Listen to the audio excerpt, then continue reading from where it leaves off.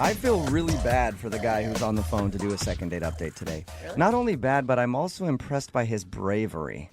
I read his email about what happened on his date, and I'm frankly surprised that he would be willing to tell this story to anybody, let alone do it on a radio show. Yes. Matt, how you doing?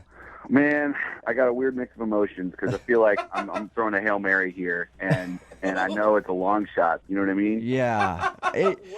The description of what happened on your date is amazing to me. And like I said, I commend your bravery for being willing to talk about this. I mean, this is like I've lived a life where I've done embarrassing things. This has got to be the most embarrassing That bad? that I can think of. Why don't you tell your story there, Matt? All right. So, I meet this really, really nice girl online. Uh-huh. Her name's Amanda, and we agreed to go to this restaurant. And the whole deal was there's a seasonal festival going on I really wanted to go to. I was like, this would be so much fun. So I just kind of picked a restaurant near the festival because I wasn't sure if we were going to get to eat. I'm like, I didn't want to be hungry at this festival.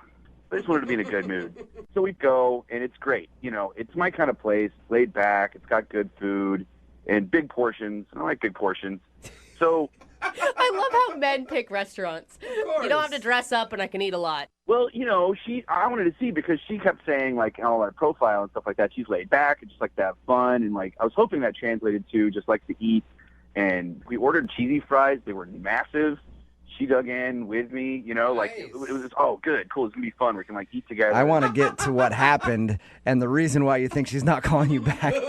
Yeah, but hold on. I didn't even tell you about the steak. The steak was incredible. Like, I really thought this was going to be like an average steak. You don't understand. I went back and shook hands with the chef. That's how good the steak was. Wow. This was incredible. Whoa. I have not had a steak at a restaurant this good for the price. Were you excited about your Is date? this a second date or a commercial for this restaurant? I'm just telling you, this was the one good part. And sometimes I'll go on dates and I'll love the food and I'll feel shamed by my date. But she didn't do that. She was just like, yeah, cool. I like a guy who can eat. Why are you eating so much food? Yeah. Jeez. All right, because I hadn't eaten all day, and it's a festival. We're going to walk around a long time. I didn't want to just be hungry, you know, while we're at the festival. 'Cause I can get kind of grumpy. So I wanted to be on my A game and fill my belly. Oh, my God. Chili, cheese fries, and steak is already enough. Hey, I didn't even tell you about the dessert. My God. So we get one of those giant, like, ice cream brownie sundae things. Oh, my And gosh. all I'm going to say, I know you don't want me to, like, go on and on, but, oh, my gosh, that whipped cream, it was like, I don't know. It was like there was a group of people in the back that were making it by hand, and that was their only job, was just to make this whipped cream. I mean, After reading your email, how in the world can you still be talking about the food with the situation that happened after you ate? I want to know what happened. You do want to know what I just need happened. to understand, like, I was so happy. This is the happiest I've been on a date at this point. All right. And so, like, that's why. So, like, we ate. This is great. Let's go. So she's like, we're walking. I start burbling. You know, my stomach starts burbling. I'm like, oh, no, I got to go. I should have gone. There's, like, we're kind of far from the restaurant now. Uh-huh. Like, just, like, want to keep moving. And I didn't really want to say anything. You know what I mean? I just didn't feel comfortable yet saying, oh, I just got to drop a giant deuce, you know? So, like, Yeah, it's usually bad first date etiquette to bring that up. Yes. I didn't want to do that. So, like, we walked by this department store, and I was like, oh, yeah, I forgot. I got to buy a gift for one of my coworkers. I'll just go in here real quick because it's tomorrow. It's like an only chance if I don't buy it now. So I knew I'll just be in and out real quick. And so I go in, and the bathroom is on, like, the 5th floor. And it's, like, escalators. So I'm, like, running up the escalators, like, carefully, because now I'm at the point where it's very sensitive and I can just lose it all. Oh, my God. Any second I can feel it. And so I'm just So much so graphic careful. detail. You know, like that run that you do when you're trying to be careful not to spill it? Yeah. So I don't. I get up. I get up there. I get to the 5th floor. I'm so excited. And there's a guy with a mop, and he's cleaning. And he's like, "You're not coming in here." Oh, no. And then, like, there's the women's bathroom. I can go in the women's bathroom, but, like, a woman goes in, and I'm not going to go in while there's a woman in there. That's just so. You don't need like assault charges or indecency charges on your first date. So I'm like, okay, I can hold it a little bit longer. So I run and clinch down. I'm running and clinching. I'm going down the escalators. I run out the front. She's like, "What are you doing? Are you done?" I was like, "I gotta go. I'll be right back." And I'm like running back to the restaurant. It's like, you know what? I paid there. I can go. I can use the bathroom. And by the time I get to the restaurant, I got a pretty good sprint coming on. And everything I have to hold this in. I burst the door open. It knocks over this old man. The old man falls to the floor. I don't stop. someone says, he knocked over an old man. I don't have time to apologize or stop. I go to the bathroom, and I just go in, and I'm like a sweating, heaving mess of shame. And I sit there on the pot, and I just I destroyed that bathroom. Oh my God. I was disgusted by myself on so many levels. And I'm just sitting there, and it's like taking so long. I just wanted to go fast. It's like 15 minutes, which is such a long time. Especially after you've run up to the top of a department store and then sprinted back down, sprinted by your date, and she's like, where are you going? So, yeah, she's texting me. She's like, what's going on? What's going on? It's like, it's fine. I'll be right back. And I was like, I'm good. I'm like done. And I stand up, and I look at my pants, and I had splattered my pants in the process. What? And I was like, this is not going to work. Did you just say Disgusting. I don't get it. You didn't realize that you pooped your pants before you went into the bathroom? I was in a dark place. I don't know how to explain. This was not like a normal situation. I mean, I'm in there freaking out about knocking over this man. I was like, I gotta go home. I gotta go home and get a change of pants. Do you live close to this place? No, I live like 10 minutes away Okay. if there's no light. Oh, You know what I mean? So I went out the back door of this restaurant because I don't want to run into this old man or his family or anyone. So I go out the back door and I drive home. I barely, I get home. I change my pants. She texts me, "Screw you! I can't believe you ditched me." And I was like, "Oh no." Yeah, Is that the last thing you heard from her? Yeah, because I knew there's no coming back from that. I didn't know what to do. I just, Did you try to apologize and explain what happened? I mean, I said I'm sorry, but I knew that if I did a lot, I felt like it would make it worse. So I just said I was sorry. Oh my God, my brain is still spitting from your really detailed story about pooping yourself. Why would you ever think it's okay to leave a woman on the street for how long? In the end, it was 35, 40 minutes. Yeah. No wonder she's not calling you back. I mean, you know what happened, obviously. Yeah, I know. That's why that's why I said Hail Mary at the beginning of this conversation. But I had such a good time. You have to understand, she really is cool. Okay. I met this really cool girl who's fun and has a good sense of humor. And for some reason, I just freaked out. Well, you're going to have to see how cool she is when we get her on the phone and you tell her the actual story of what happened. Oh, I don't know. I don't want to tell her all the details. We can just tell her generally what happened, and then see if she'll go out with me again. we don't have to give every example. I'm just going to take this first part where we're talking right now. We recorded your story and play that back for her. Have her listen to that. No. Please don't do that. All right. We'll play a song. Come back. I Call love her. you guys. I'm a big fan of you. Please. All right. Don't do that. Hey, you're going to have to tell her a little bit, but we'll do it after this song. We'll play a song, come back, call her, and get your second date update, okay? All right. Thank you, guys. All right. Hang on, man. Moving 92.5. Brooke and Jubal in the mornings. Second date update. If you're just tuning in for today's second date update, Matt is on the phone. And yes, if you missed Matt explaining what happened on his first date, it was rather embarrassing. Long story short, he had to go to the bathroom really bad after they had dinner. Tried to find a restroom, didn't tell her what he was doing because he was embarrassed. Ran to the top of a department store. Bathroom was closed there. Sprinted down the stairs and past her. She didn't know where he was going. Into a restaurant. Knocked over an old dude on the way. And people yelled hey, that guy has knocked over this old guy. But he was in a very bad place. So he had to go straight to the bathroom. He ended up going. Took him about 15 minutes. And then he realized that he accidentally had an accident on his pants. So he tried to go home to change his pants, and at that point, she texted him and was like, "It's obvious that you ditched me," and she hasn't talked to him since. We're about to get her on the phone and see if Matt can somehow salvage what happened and get a second date. Matt, are you ready to go? As ready as I'm going to be. Matt, you do realize the last image she has of you is you sprinting away from her on the street. It's not even that you just ditched her, you ran from her. Ran away from her. Yeah. No, it's not good. It's the worst. It's the worst it could be. It really is. I don't know. I don't know. Yeah. Good luck to you, man. I don't know how you're going to get a second date out of this one. Especially when he's like, no, you don't get it. I pooped my pants. Yeah. Don't worry. Yeah. Now it all It's not makes as bad. sense. It wasn't you. It's just that I have no control over my bowels. Would you like to go out again and try this over? All right. I'm going to dial the phone number right now. Get her on the phone, okay? If you guys don't mind vouching for me that I'm a good guy, that would be great. Sure. I'll tell her I we're don't- longtime personal friends and that you're a great dude. You're such That a would liar.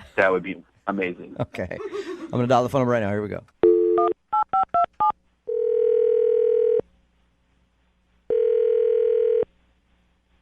Hello. Hi, can I speak to Amanda, please? This is. Hello, Amanda. How are you? This is Jubal from Brooke and Jubal in the Morning. It's a radio show. We host a morning radio show, and one of our listeners actually emailed us about you to see if we could get you on the phone. About me? Mm-hmm.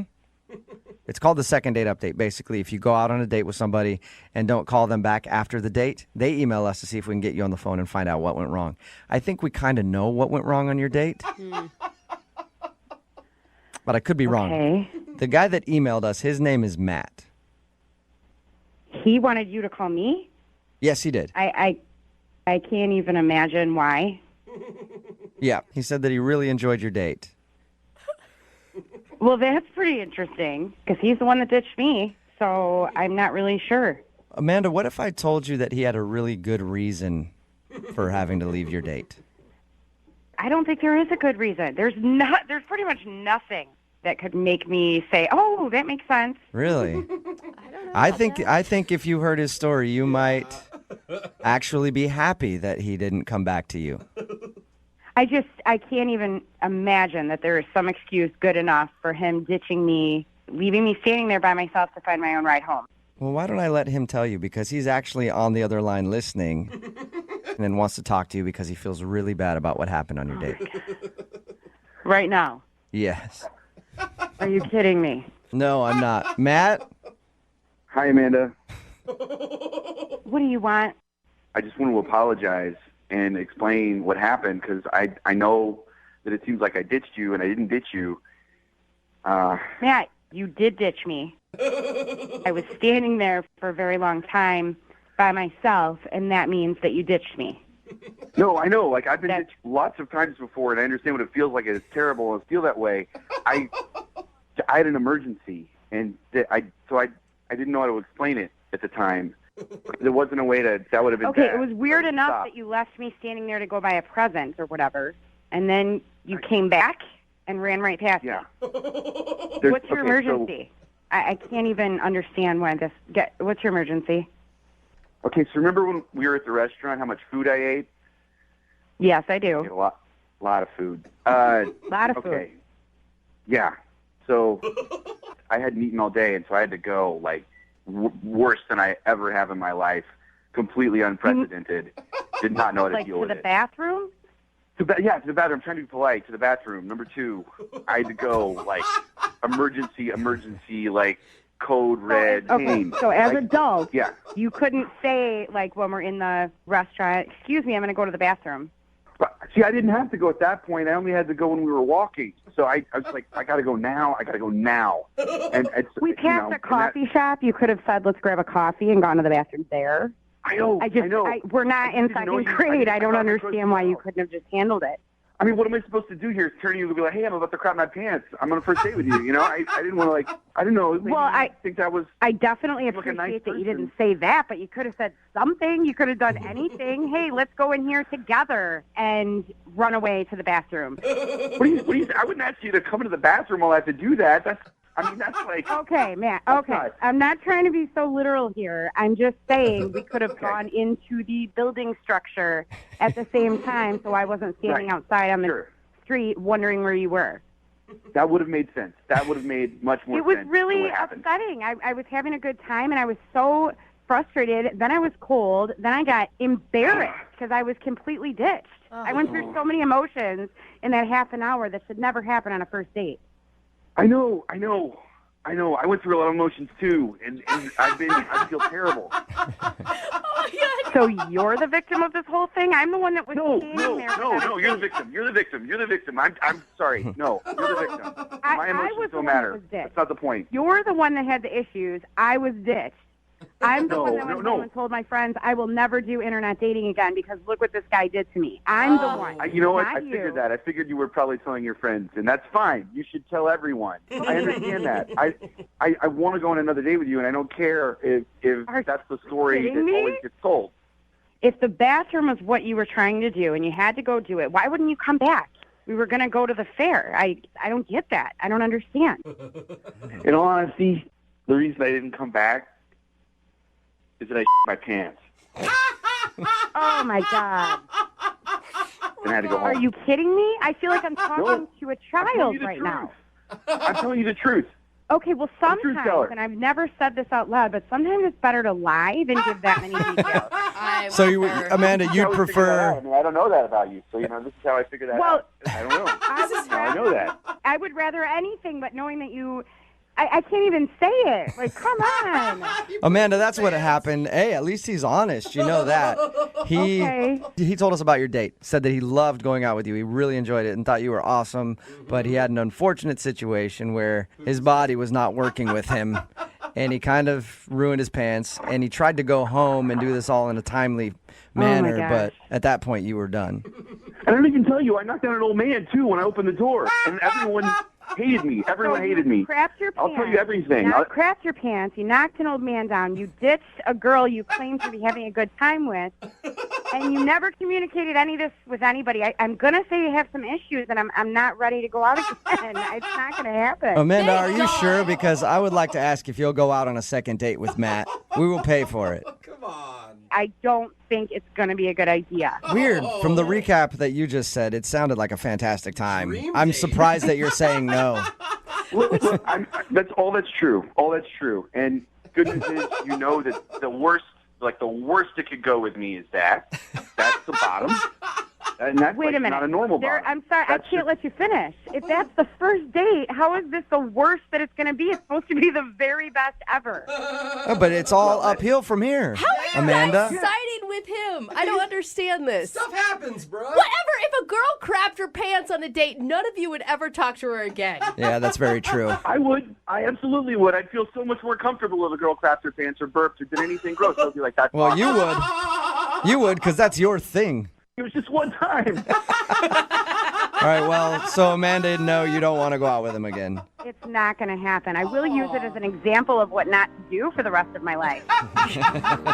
Brooke and Jubal in the morning. Texted at 78592 says, I don't get why she wasn't understanding at all. And you know what? I agree. It's Brooke and Jubal in the morning talking about today's second date update. If you missed it, Matt wanted to call Amanda. They went to dinner together, and afterwards, while they were walking around, Matt just sprinted away from her. She thought that he had just ditched her, but it turns out that he ate a lot of food on the date, and he panicked because he couldn't find a bathroom. And he actually shared that he did have an accident in his pants, so he had to go home and clean himself up. Oh, man. Oh, God. It's a horrible situation. I get it. It's just like, if someone poops himself on the date, it's hard to then It's hard to come back want to from that. make out with them, Yep. you know, because that's the vision you have. Yeah. So we got Amanda on the phone, and she wasn't very understanding about it at all, not even happy about it. When Matt told her, she thought he could have been more considerate and told her what happened, but I don't know. Yeah. I don't even know if I could have that conversation. That's a lose-lose situation. Yeah. Totally is. I mean, you got poop in your pants and you don't want to talk about it. Yep. In the end, they decided to not go out again because she just thought he was rude. Remember, if you want to do a second date update, all you have to do is email the show, and we will call the person who didn't call you back. Oh, today's a serious one. Uh-oh.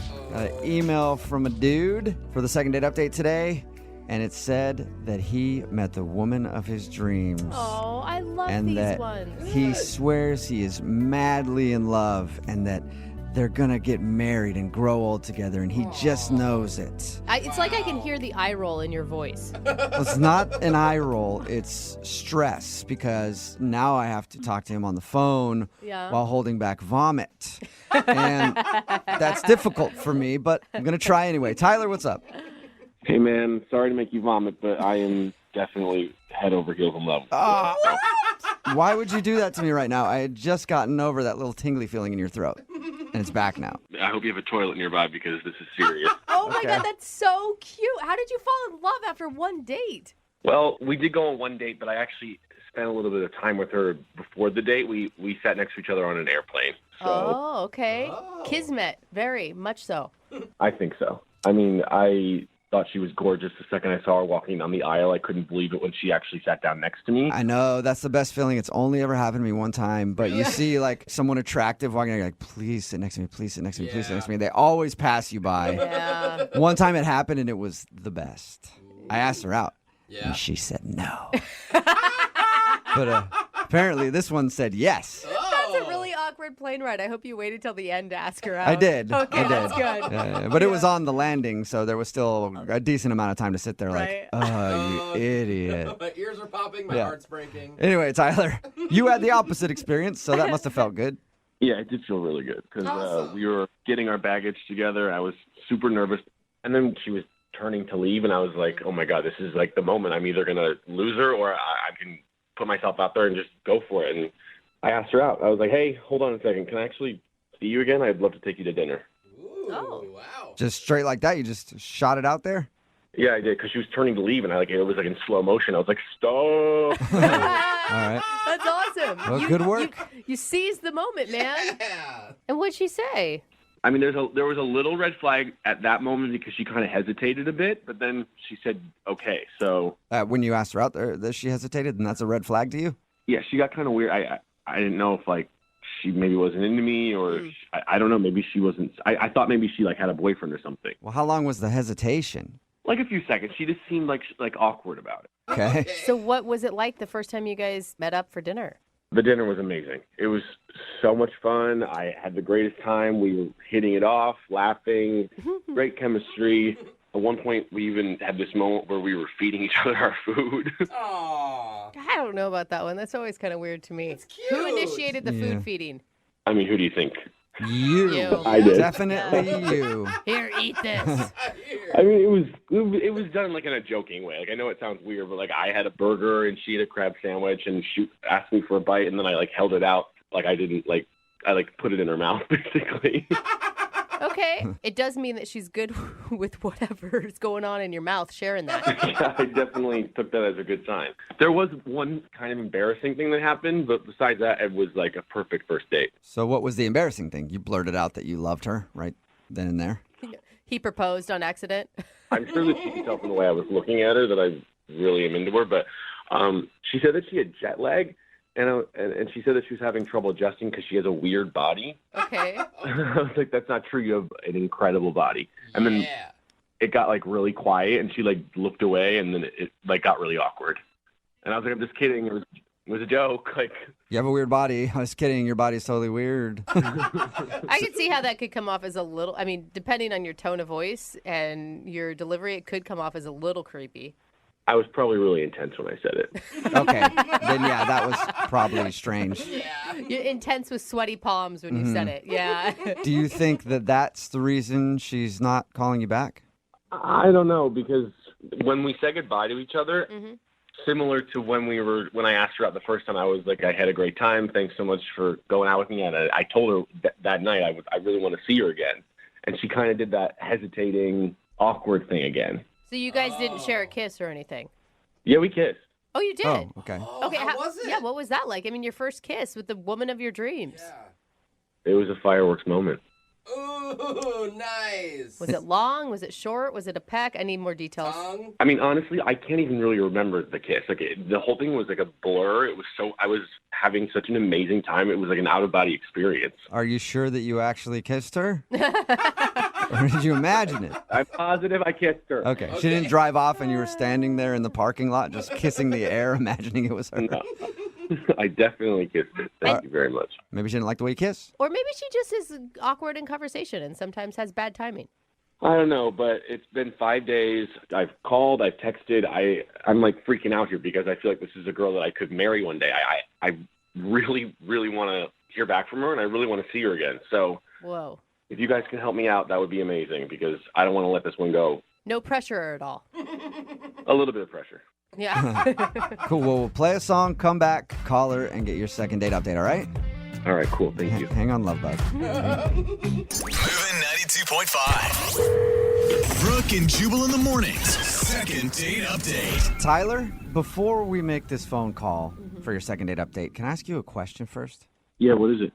Well, the girl that you want to call today, her name's Vanessa, right? Yeah. Okay, so you said that you instantly knew that you loved her after your first date. Yeah, I did. Okay, so my question to you is, what does love feel like? Oh, sad. Jubal. Can we give What him a does hug? it feel like? Oh, It feels like giddiness, happiness, like this big swell in your chest. Huh. Yeah. Okay. Joy. Oh, okay. It's like how I feel about money. Got it. Perfect. Now I can really put myself in your shoes and say, Yeah. congratulations, There you man. go. Yeah, you must really like this girl. I'm sorry, I didn't realize it before. Oh, man. Yeah, I really like her. Okay. Oh, Well, then sweet let's hurry up Tyler. and get this phone call done, man. I have to hear how this ends. Yeah, right? Because after this, I want to call my bank. Tell everybody I love them. All right. Well, just to remind everybody, if you're just joining us, Tyler met this girl while they were on a plane. He asked her out at baggage claim. They went on a date, and after the date, he's just like, I love her. Oh, my gosh. This is so much pressure. Now she is not calling him back or anything. Okay, Tyler. Oh, I'm dialing her now, oh, and Tyler. I'm sorry, dude. She's probably going to answer my phone call and not yours. Oh, my gosh. Don't rub it in. This guy's already going to be crushed, I feel like, in a second. I mean, I'll just be happy to hear her talk again, honestly. So Okay. Well, she's Okay, going well- to be talking to another man. That's all I'm saying. Hey, he's got the bar is set low for Tyler, which I like. You're not expecting a lot. This is good. Okay, here we go. I'm dialing her phone number.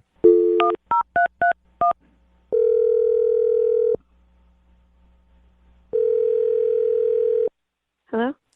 Hi, can I speak to Vanessa? Who is this? This is Jubal from Brooke and Jubal in the morning. Is this Vanessa? I'm sorry. If this is a telemarketer, I'm not interested. No, this He'd is be not a telemarketer. As a matter of fact, by the time this phone call is done, you might want nothing to do with our product at all. So, I'm sorry, who are you? my name is Jubal from Brooke and Jubal in the morning. It's a radio show. Okay. One of our listeners actually emailed us about you. All right. Okay, and he gave us your phone number, so I thought I'd dial it and see if you answered. Wait, someone gave you my phone number? Yes, his name is Tyler, and you guys met on a plane and then had dinner a little while ago. Oh. You remember Tyler? Yes, I remember Tyler. Okay, that's Okay.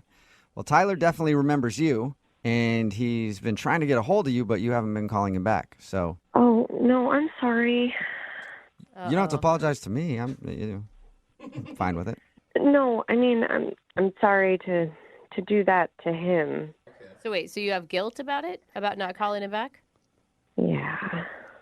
You do. Wait, like Yeah. like in a way like, oh man, I should have called him back. I wanted to and I haven't gotten around to it, or in a didn't know how to let him down way.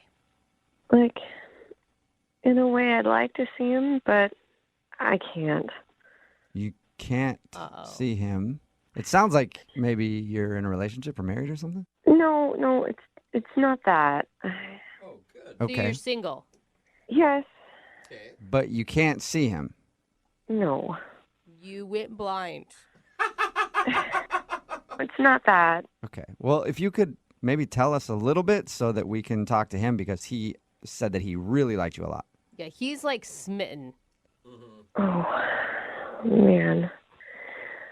It's not going to make a lot of sense to people.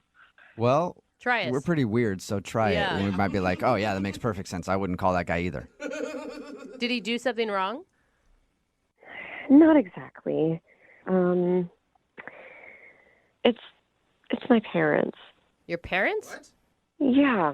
How would your parents even know about him? Haven't you guys you've been on one date.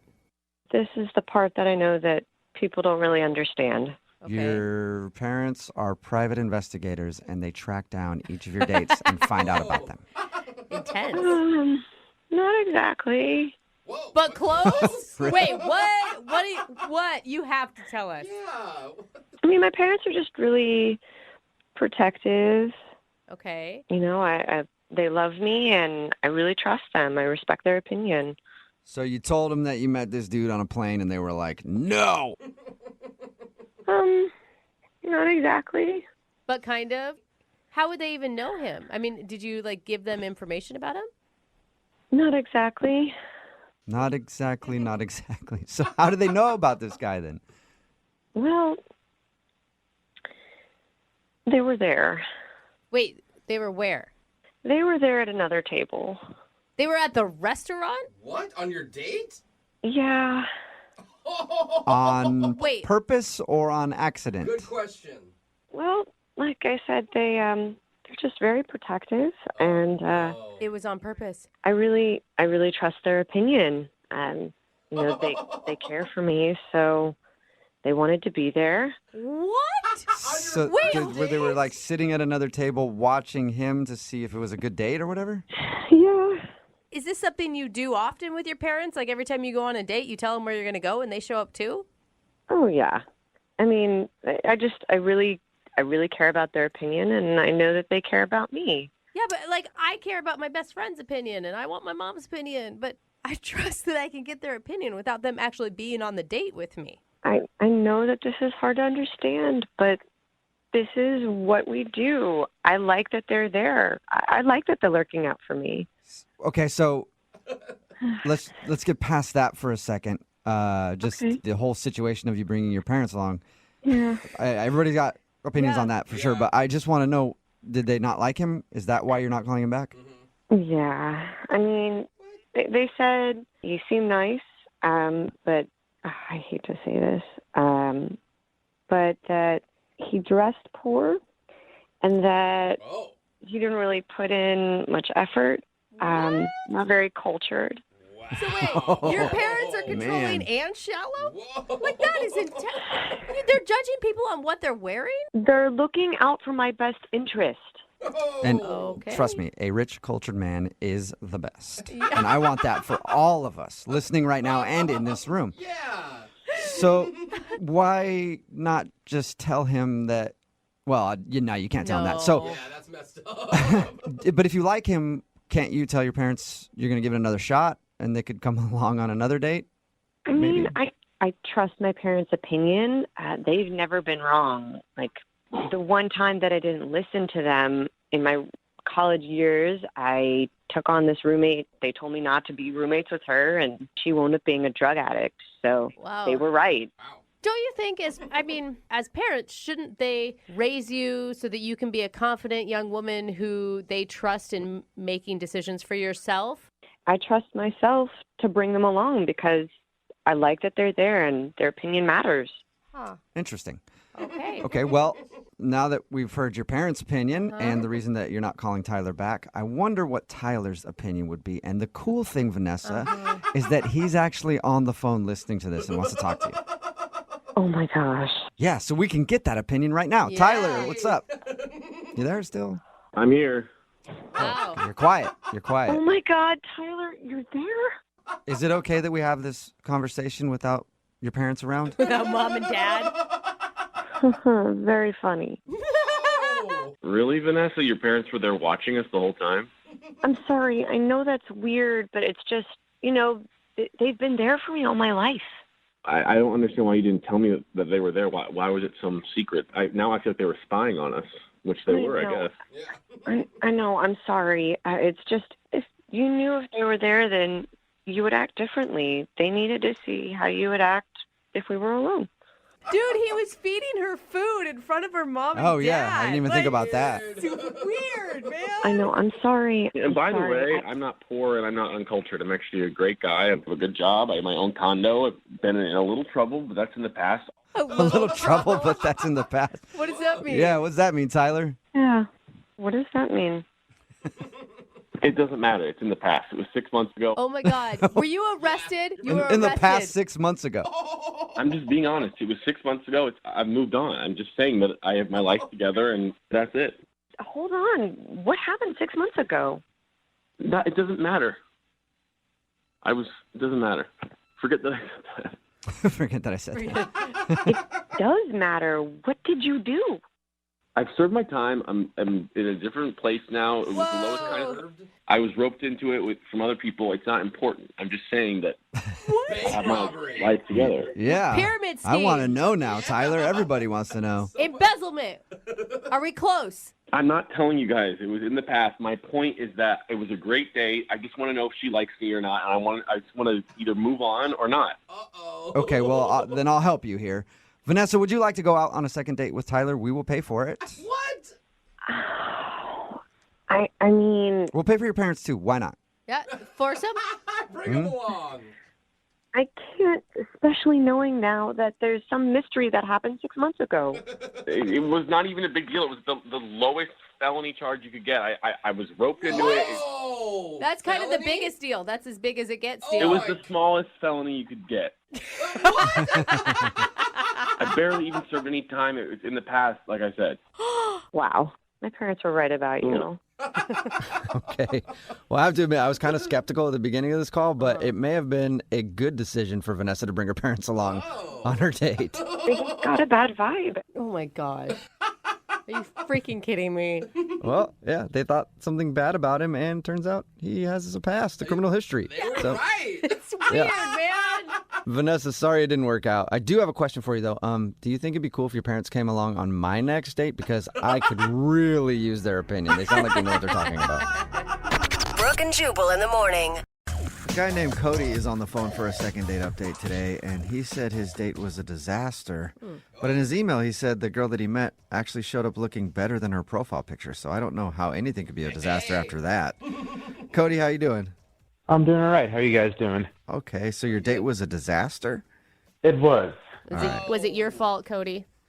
It was my fault, yes. Yeah. Okay. You know that, though. That's good. Find out more about that in just a second. But first, tell us about the girl you want to call. What's her name?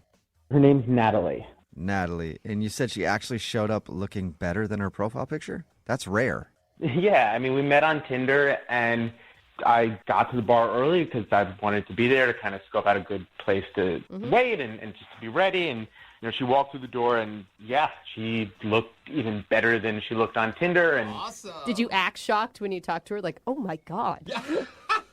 Hopefully not. I was like, oh, man, you looked only okay, but no. Yeah. That could have been a disaster. Like, you are horribly photogenic. Like, in person, way more beautiful. You take terrible pictures. Not at all. What was your actual interaction like?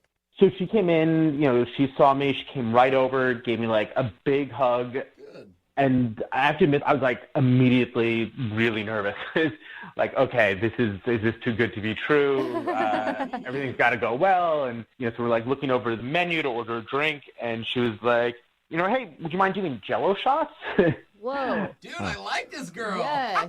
Right? So I'm like, who's going to turn down Jell-O shots? This is really going great. And so we're like doing Jell-O shots, and she's talking about like family vacations to her family's lake house. And awesome. Like she's, like really opening up right off the bat. Like she's talking about taking you to her family vacation spot, or just in general? She was talking about it in general, but I felt like she was maybe going there. But okay. Plus, you might have been drunk or something at that point. I mean, it doesn't sound like a disaster at all, unless those Jell-O shots led to more Jell-O shots, which led to other kinds of shots, and then it became a disaster. It was not a disaster at that point, but hang with me. We're getting to the disaster part. Okay. So honestly, I'm feeling like everything is going great, right? She looks great. She's opening up about her family. Maybe she's going to invite me to, this lake house. We're getting kind of drunk. And I start to notice this smell. At the bar? Uh-huh. Oh. And I'm like kind of sniff around a little bit without being too obvious. And after a few minutes, I'm like, oh, crap. It's me. Not oh, crap. I didn't crap myself. Didn't mean to say oh, crap. I was going to say, that would definitely be a bad thing to do on a date. So you smelled? Yeah, I smelled. I don't get it. Like you farted or what? Like deodorant? No, BO. I mean, I plan on going home after work to shower, but work went a little too late. Oh. It was like one of those in-betweens where like I didn't have enough time to go home to shower, but I had more than enough time to get to the bar, so I took a walk there. Oh. Okay, so you're nice and ripe. Ripe, yeah. And then, got really nervous right off the bat, which I'm sure kicked into all of that. It just was, it was a hot mess. Mm-hmm. So what'd you do? Just keep your arms to your side the whole time? No, I excused myself to go to the bathroom and tried to wash my pits, wash a little down there because the Jell-O shots had me feling optimistic. Down there too. So you took a little hooker shower in the bathroom. Yeah, sure. That sounds about right. And I used the hand soap, and I came back, and almost immediately it started to sting down there. Wait, you put hand soap down there? And just tried to splash water? I just wanted to make sure if we got to that business, it was smelling all right down there. Yeah. I just wish I could have walked in on you in the bathroom. That would have been nice and awkward. It wasn't good. So I had to excuse myself again, and now she's kind of like, what's up? Why all these bathroom trips? And I'm like, I'll just be right back. Okay. And I go to the bathroom, and this is where it gets so much worse. I'm trying to wash it off. Oh, no. I'm getting water all over myself. I literally just ditch my underwear at this point. Oh, my God. Now I've got water all down the front of my pants. And so, like, it's one of those eco-friendly bathrooms. There's no hand towels. It's just a blow dryer. Oh, my God. And you're just, like, standing naked in the bar bathroom at this point is what it sounds like. I've got my shirt on. But, yeah, no, I'm trying to dry off my pants in the hand dryer. Oh, no. Oh, man. Oh, my God. So did you come back to the table drenched? Or naked. You just decided to ditch all the clothes altogether? No, yeah, that would have been a move. No, I came back. And I think I just couldn't get my pants dry, and I was just like really sweating at this point, and just launched into this whole tirade on modern toilets. I was like, "Hey, I'm really sorry. The toilet exploded on me. Modern toilets are all too powerful." It's almost like an outer body experience hearing this crazy man talk about the toilet power. Okay. What was her attitude at this point? Rightfully so. She's like, hey, maybe we should reschedule. Yeah. Oh, man. All right. Right, but ouch. And did the date end right there then? Well, at that point, I also thought that was probably the best decision. So I'm like, yeah, we should totally reschedule. Look, honestly, I was having a great time. I think, like, this could be great. And, you know, I think I probably, in some desperation, maybe threw out a few more. I had a great time at her. And then we parted ways. And I've reached out to her a few times, and not shockingly, she hasn't responded. But I just feel like she's pretty awesome. I really screwed it up. Like, I would just like the chance for her to get to know me and to go on a second date. Okay. All right. Well, we'll play a song and then come back and call her and get your second date update, okay? Sounds good. All right, hang on. Moving 92.5. Brooke and Jubal in the mornings. Second date update. If you missed the first part of today's second date update, a dude named Cody is on the phone, and he didn't get intimate with his date on his first date, but he did get intimate with a hand dryer in a bar bathroom. So if you missed it, Cody went out with this girl named Natalie. He met her on Tinder. She showed up actually looking better than her profile picture. But during the date, he noticed that he smelled a bit funky because he hadn't showered. He didn't have time to do that after work. So he went to the bathroom and tried to clean up using the hand soap in the bathroom. But after his first try, he went back to the table and he washed his downstairs, and it started to sting a little bit because he didn't get all the soap off. So went back to the bathroom and tried again, and then just ended up getting his pants all wet, and it was awkward when he went back to the table. And they decided to end things there, and he hasn't heard from her since. Cody, you ready to do the second part of your second date update? I'm ready. And are you wanting to be fully honest with her? Because honestly, like, if you said, hey, you were really beautiful, I got really nervous, I had a funk going because I was at work, I tried to fix it, and things just went wrong. Like, I feel like she should be understanding.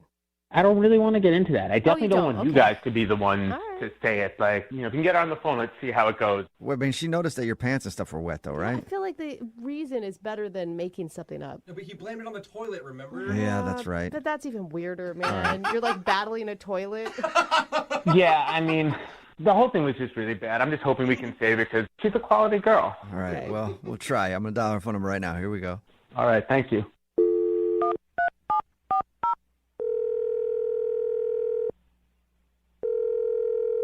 Hello, Hi, may I speak to Natalie, please? this is Natalie. Natalie, how are you? This is Jubal from Brooke and Jubal in the morning. I'm good. I'm sorry. Who is this? Jubal from Brooke and Jubal in the morning. It's a radio show. Oh, okay. How can I help you? Hi. Well, I don't know. Have you heard of the show before? It sounds a little familiar. I'm not sure exactly. Well, the first thing you can help with is maybe listening once and seeing if you like it. And then other than that, we got an email about you from somebody who does listen to the show. Okay.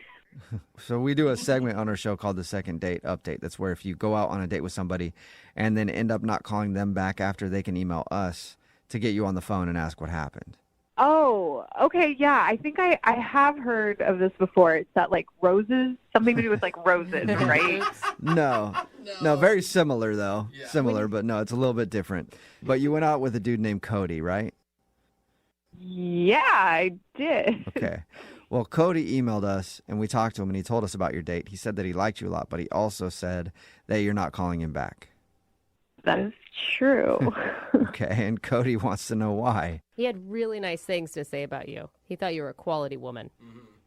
Oh, well, that's very nice. I don't know exactly what to say. was definitely one of the most awkward dates I've been on. What was so awkward about it? I don't know exactly what it was. Like, he was just clearly having a hard time that night. Like with everything or just towards the end? It was like sort of started towards like the middle, I guess. And then it just kept getting like stranger. And then we ended up just deciding like, hey, let's just call it a night and maybe like reschedule. How so? What do you mean by stranger? So he was definitely very sweaty, I guess, which was like fine at first, like whatever. But like he kept going to the bathroom. And one of the times, this guy who actually came out of the bathroom and came over to me and was like, hey, are you with that guy? And he's like, I don't know what his deal is, but he just offered me $40 to switch pants with him. What? And the guy told you that? Yeah. That is so weird. What did you think? I didn't know what to say. I was like, oh, okay. It was so weird. And like at this point, I'm like, all kinds of things are creeping into my mind. I'm like, whatever it is, it must have been like bad or gross to like try to switch pants with a stranger in the bathroom. Yeah, but then don't you feel bad for him? I did feel bad. Like, what do you do? So I'm just sitting there. So what do you think happened while he was in there? I don't know if he had an accident, like pooped himself in the bathroom. That's what you think happened. Yeah, I don't know what else to think. Like, it must have been bad. It must have been gross. He was like all flustered and everything. And it's just like, before I was like, yeah, let's do these Jello shots. Like, I'll probably make out with this guy tonight. And now if I think about that, I'm thinking about gross things. I'm like, I don't even know how that'll work. Yeah. So I do feel bad. I haven't texted him back, but like, I just like, I don't know how to get past that. Well, you don't have to feel too bad because you can talk to him right now. He's actually on the other line listening and wants to talk to you. What? Yeah, I think he's still there. Cody, are you still there? Yeah, I'm still here. Yeah. Oh my God. I would not have said that much about it if I knew. You thought I pooped myself? I mean, what was I supposed to think? Right, she's still thinking you pooped yourself. Yeah, like right now, she's thinking you didn't. Like I've never pooped myself. I would never have pooped myself. I don't know. We've all pooped. I mean, I'm sure you have at some point in your life. I mean, I'm not like judging you because it happened. I'm just like, I don't know. It didn't how happen. To, like, it didn't happen. I'm serious. It really didn't happen. I didn't. Okay, then, Cody, if you really didn't poop your pants, then like, what the hell was going on? Okay, so I was gonna go home and shower after work to get ready for the date, but I didn't have time, so like I walked to the restaurant and I got a little bit sweaty, and then you walked into that place and I was just stunned by you, and I got really nervous. Like you were more than I expected, and once like the date started happening, you were really cool, and then he pooped himself. No, you're making No, I didn't. I didn't poop myself. Please stop. Okay. It does sound like you're leading up to nervous diarrhea. I'm going to agree with it. No, I've never had nervous diarrhea in my life. I'm sorry, Cody. He didn't poop himself. No, you didn't. I swear. I had BO. Like, you didn't smell that? Like, it smelled like vinegar. Vinegar I mean, I honestly, like, I didn't smell anything at the beginning of the date. I don't know what you were doing in the bathroom if it wasn't that, but I feel like you're just trying to make up an excuse about it, which I understand it's embarrassing, but like, No, it happens. No. I'm not making up an excuse. Not at all. That's the truth. I was at BO. So what'd you do in the bathroom, Cody? You got to finish the story.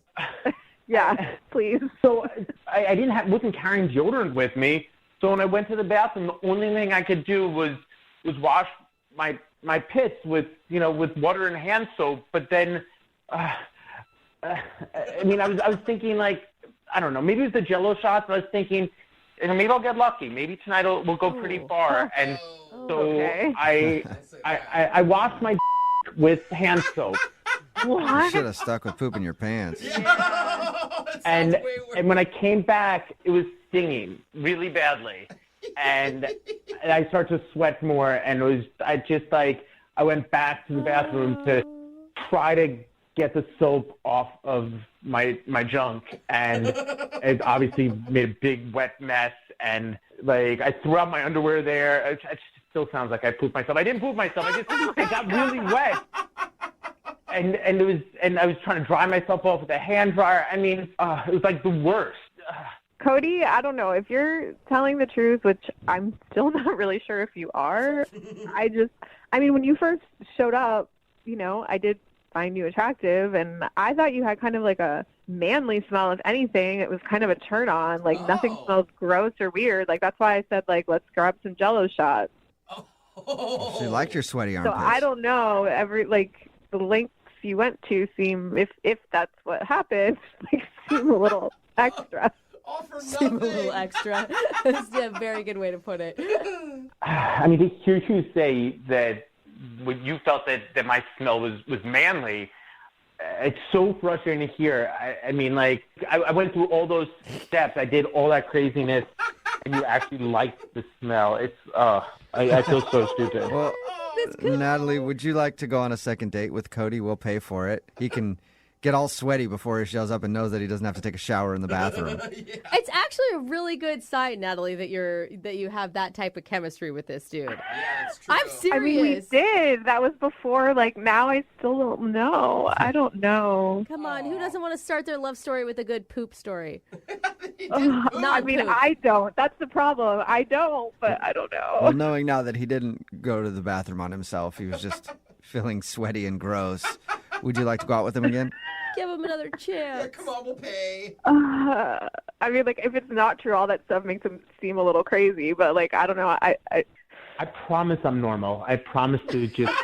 It's always, yeah. Normal. That's what normal people always say, Cody. I know. I was like, that's what you want to hear. I do feel bad about not texting him back because I did say we'd reschedule. So, I'm not promising anything. I just want to maybe we could meet up, a little friendly-ish and just see how it goes. Guy, is that good? I'll take it. All right. Well, there you go. Right now. Good. Well, congratulations, Cody. You got a second date. Kind of. I'm going for a run right now. Yeah, get nice and sweaty. Yeah. Brooke and Jubal in the morning. Since I've been single for a while now, I've had my friends' girlfriends ask if they can set me up with one of their friends, and I tell them no. Yeah, what are they thinking? Because I know that that's going to just end poorly. We're not going to be friends anymore after that. Yeah. So I say no. And you guys have been set up through friends before, and you've done it, right? Yeah. Okay, I think everybody has. They always say it's the best way to meet someone. That's how David met Rachel, right? That's right. Oh. He sounds super pumped up about it. David, your email said that you met through friends, you went out for a happy hour, and in your words, you had a few drinks or maybe too many drinks. Well, I definitely had a couple before and a couple during. Okay. So, yeah. Is it one of those things, David, where we should multiply a couple by a few more and then we get to the real number? Well, you can never really tell how the bartender pours. That's right. Nice. Especially when you're drinking before the date, David. Yeah. Was she also on your same path of drunkenness? Well, she drank the same amount I drank when we were together. Just I don't know what she was doing before. Okay. So what happened on the date? How'd it go? I thought it went good. It was fun. She's hot. Ooh, nice. You got lucky. Yeah, great style. She's red hair. I love how men describe dates. I thought it went well. She's hot. Yeah. She's got red hair. That tells me nothing about what happened. That's David. how it works. But That's all the guys want to know. We're like, the perfect. men in the room are like, oh, I got it. Sounds like a good date to me. Great date, bro. Did you have good conversation? Did you connect? Do you have similar interests? I probably talked about my ex a little too much, which I said I wasn't going to do. David. But You talked about your ex on a first date? it's one of those things. I'm like, don't do it, and just end up doing it. David, how does that subject come up? Well, you can find a lot of ways to. If you're trying to, yes, you can. But I mean, she didn't ask you any questions about it specifically, right? No, but I just had been to that bar before with my ex, so that was it was an uncomfortable transition, but unfortunately that's how we got there. What'd you say? Like, hey, nice meeting you here. Me and my ex used to come here all the time. Yeah, I mean, I didn't mean it to sound like that, but I bet that's exactly how it sounded. So how did the date end? Did she get, pissed at you for this? No, I mean, she seemed cool. That's why, I called her a couple times, but then I started getting in my head, did I really mess it up by just talking about Linda so much? Linda. Oh, You called, did you, when you were talking about your ex, did you call her by first name like that? Yeah. Ooh. Definitely not say my ex all the time. Yeah. That sounds bad. Did you try to save yourself at all at the end of the date by saying, hey, I'd really like to see you again. I think you're amazing. No, I kind of was buzzing pretty good, so I felt real good until, I was just like later, like, He tried to say that, but all he said was, woo! Date! David, oh my God. Usually when we do the second date updates, there's like some mystery. Like, why didn't she call me back? There's so many options to choose from here now. I was drunk. I talked about my ex the whole time. Dude. All right, if we get her on the phone in a couple minutes, how do you want me to approach it? What do you want me to say to her on your behalf that will hopefully get you a second date? say that I thought we had a good time, and if I did anything wrong, I'd love to know because I'm about self-improvement. Okay. And I like her. Okay. Hold on. We're going to play a song, come right back, and then call her and get your second date update. All right. Think about your ex the whole time. Moving 92.5. Brooke and Jubal in the mornings. Second date update. It's Moving 92.5, Brooke and Jubal in the morning. If you're just tuning into today's second date update, David went out with a girl named Rachel. He talked about his ex-girlfriend, Linda, the whole time. Apparently, David was also kind of drunk when he showed up to the date. David, what do you hope to accomplish when we get her on the phone? Best case scenario. I just hope, I can just tell her it was just an innocent mistake, being so buzzed when she got there, and that I don't make a habit of talking about my ex, so... I don't want her to hold that against me, and just kind of apologize for that. If she was my girlfriend and my girlfriend told me this story, I would say, don't ever go out with this dude again. Really? Yeah, you're going to have to do some really serious sweet talking here. I'm ready for it. Okay. All right. Here we go, David. I'm going to get her on the phone right now, all right? Sounds good. All right.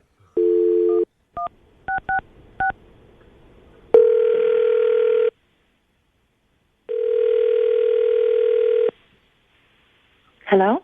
Hi, is Rachel there? Yeah, hi, this is Rachel. Rachel, how are you? This is Jubal from Brooke and Jubal in the morning. I'm Moving 92.5. Yeah, hi. How are you? I'm good. Who's this? Jubal from Brooke and Jubal in the morning on the radio station Moving 92.5. We do a morning show. Okay. And we're calling you because you recently went out on a date with a guy named David. And he's been trying to get a hold of you. Mm-hmm. But you haven't returned his calls or texts. We're curious why. Why are you so curious about my date? Well, we do a segment on our show called the Second Date Update.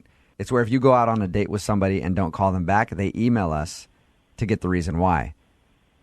Did he tell you about the date? He did. He emailed us and said that he really liked you. He enjoyed the time that you guys spent together. He said that he mistakenly maybe had a little bit too much to drink. Yeah. So he told you about Linda. Yes, he did. Oh, God. Is Linda the reason that you won't call him back? Well, what else did he tell you about Linda and our first date? That's pretty much it. He said that he brought his ex-girlfriend Linda up a few times, and he knows that that was probably stupid. Did he mention that he took me to a restaurant that he used to go with her to? Yeah, he did say that. Okay. Did he mention what else he used to do with her there? What? No. What? Rachel, what did he say? I'd say for a first date, he definitely overshared information. Apparently, this restaurant was one of the restaurants that they would have sex in the bathroom. Oh, my God. And one off? I didn't think it could get worse than bringing up your ex on a first date. What? Yeah. I mean, it was just, who does that?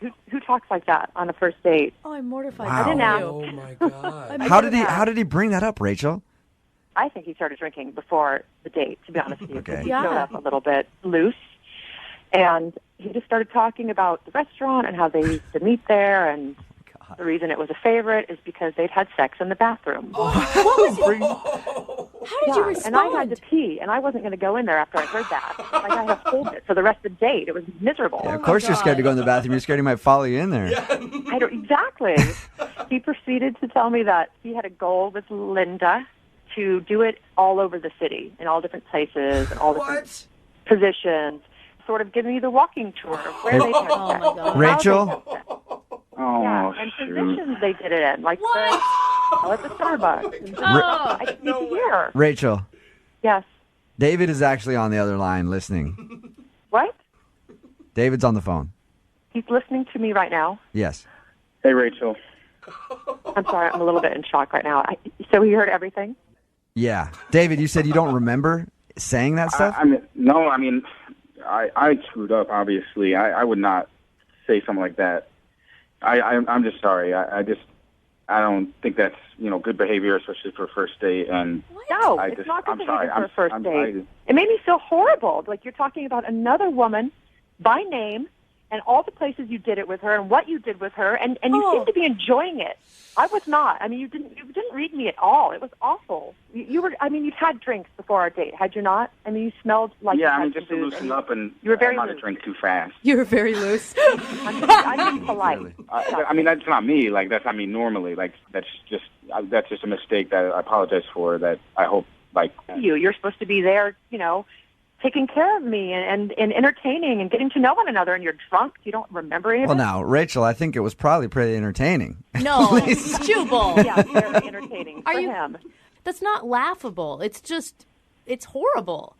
Oh yeah, it's horrible. But plus time horrible could work out and be laughable. Well, trust me, and my friends laughed about you. David, It was funny. what would make you think? And I know you were drunk, but what would make you think it's okay to talk about doing things with your ex-girlfriend in the bathroom? I imagine it's something she must have said that got me going in that direction. Not Don't blame it on me. I didn't even know what cowboy style was before I had to go home and Google it. That's amazing. Well, I don't blame it on a couple me. different things. David, are you ready to date? Are you not over your ex? No. I'm over. It's Over, on the side, underneath, all over the place. I'm over, which is why I like trashing her. I'm over her. Rachel, there's a long list of reasons you shouldn't call David back. Was there anything that you liked about him on the date? When it was over, was great. But if you listen to him now, though, he's sober. He sounds really apologetic. It's not like he doesn't, agree. He does not sound really apologetic. David? I am really apologetic. I just am kind of, you're telling me things that are awful that I did that I don't remember doing. So I'm just... No woman is going to stand for this. Unless it's I've known women that have stood for it. Unless it's one of Jubal's ex-girlfriends. I mean, just don't generalize women. I mean, we all have our things, David, okay, Don't generalize women. try to state your case here. Look, I made a mistake, and I'm sorry. And most men won't apologize for their mistakes. And I think you're super hot, and I had a good time, and I would love to get a chance to prove to you that I'm not an idiot. I'm pretty sure I already know the answer to this, but I'm going to ask it anyway. Rachel, would you like to go out on a second date with David? We'll pay for it. It takes a certain kind of man to say that sort of thing and to apologize. So I am going to give you an answer. David, here's your answer. Wow. All right. Wow. I thought she was just call going her back? I'm not going to call her back, dude. David, did you learn something at least maybe about yourself on dates and not drinking beforehand? Yeah, I mean, everything I learned is in that sentence. Just don't do that next time. David, two words for you in your dating future, all right? Okay. Bikini baristas.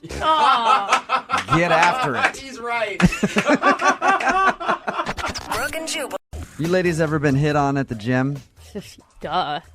No, Really? I haven't. No, never. Lydia just dated her trainer That's from true. the gym. You did. Oh, yeah, I guess that counts. So, yeah, I guess you did. The second date update today, we've got Caitlin on the phone. Caitlin, how are you? I'm good. How are you? Good. Now, your email that you sent says that you met Austin. You met him at the gym?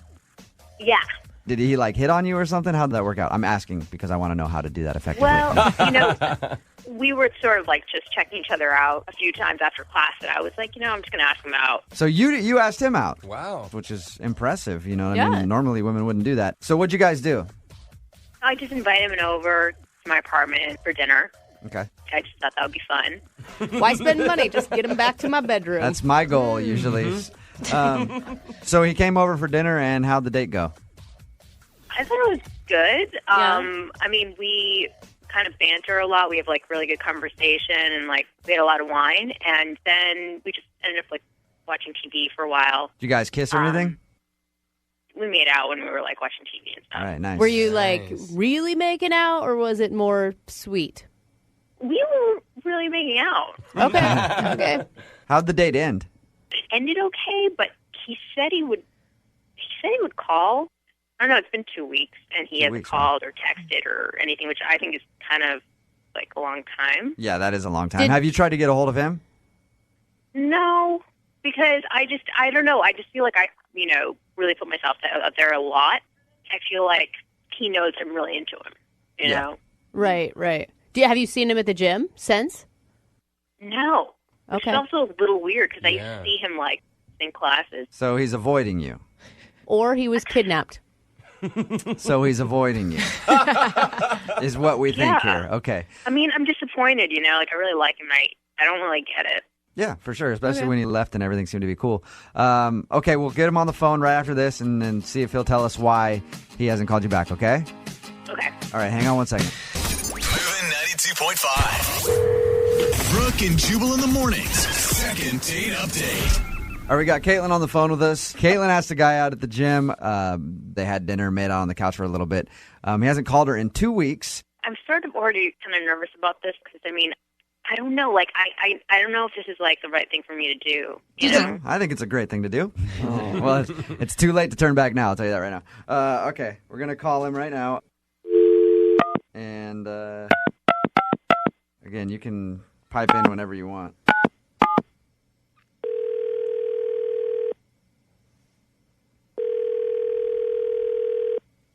Hello?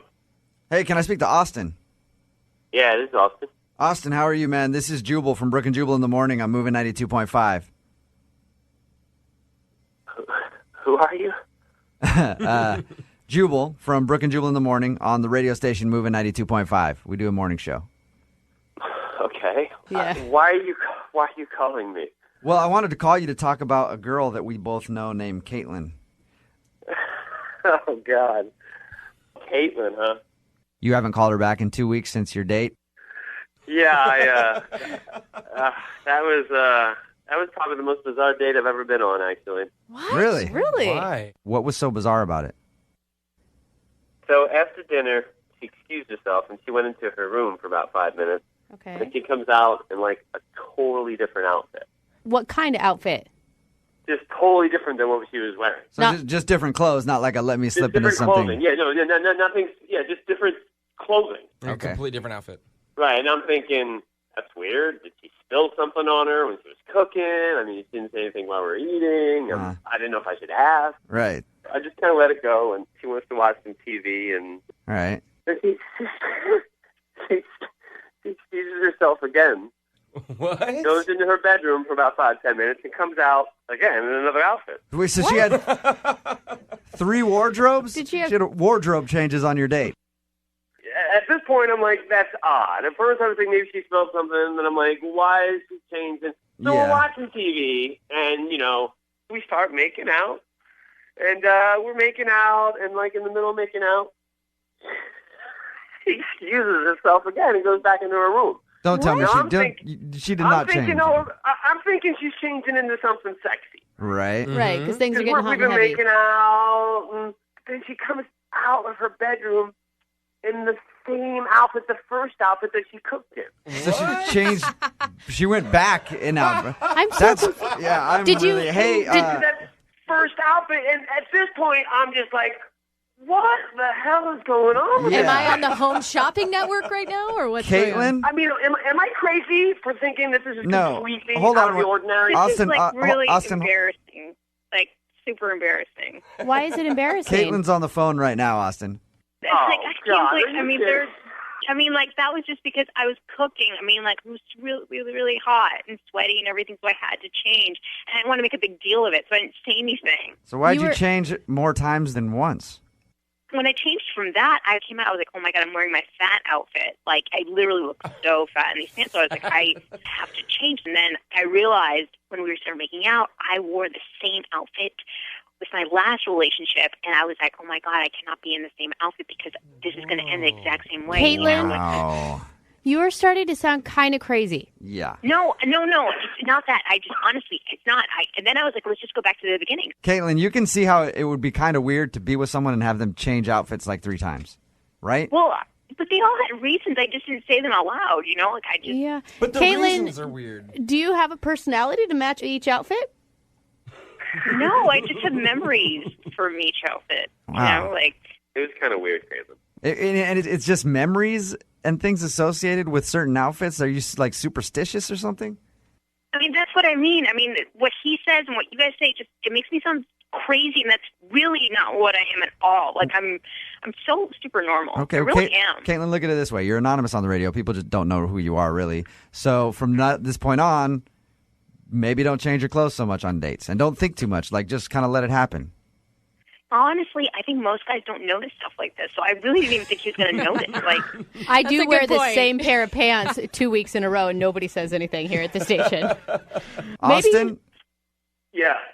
did what you've heard made you change your opinion of Caitlin? I mean, he sounds like he has a lot of baggage, a little too Right. complicated. I really don't, though.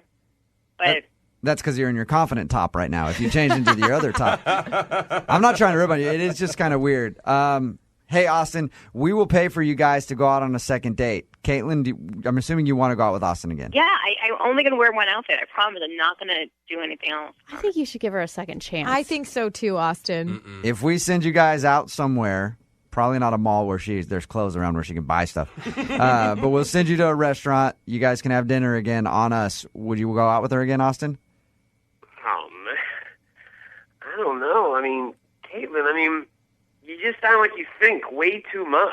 Yeah. Yeah. Mm-hmm. A lot. Yeah, guys accuse girls of that a lot. Every girl thinks too much. Yeah. It's just too much for me. I can't. It's too complicated. I don't think so. But thanks anyways. Poor Caitlin. Wow. You're real nice, Caitlin. I just don't think we're right for each other.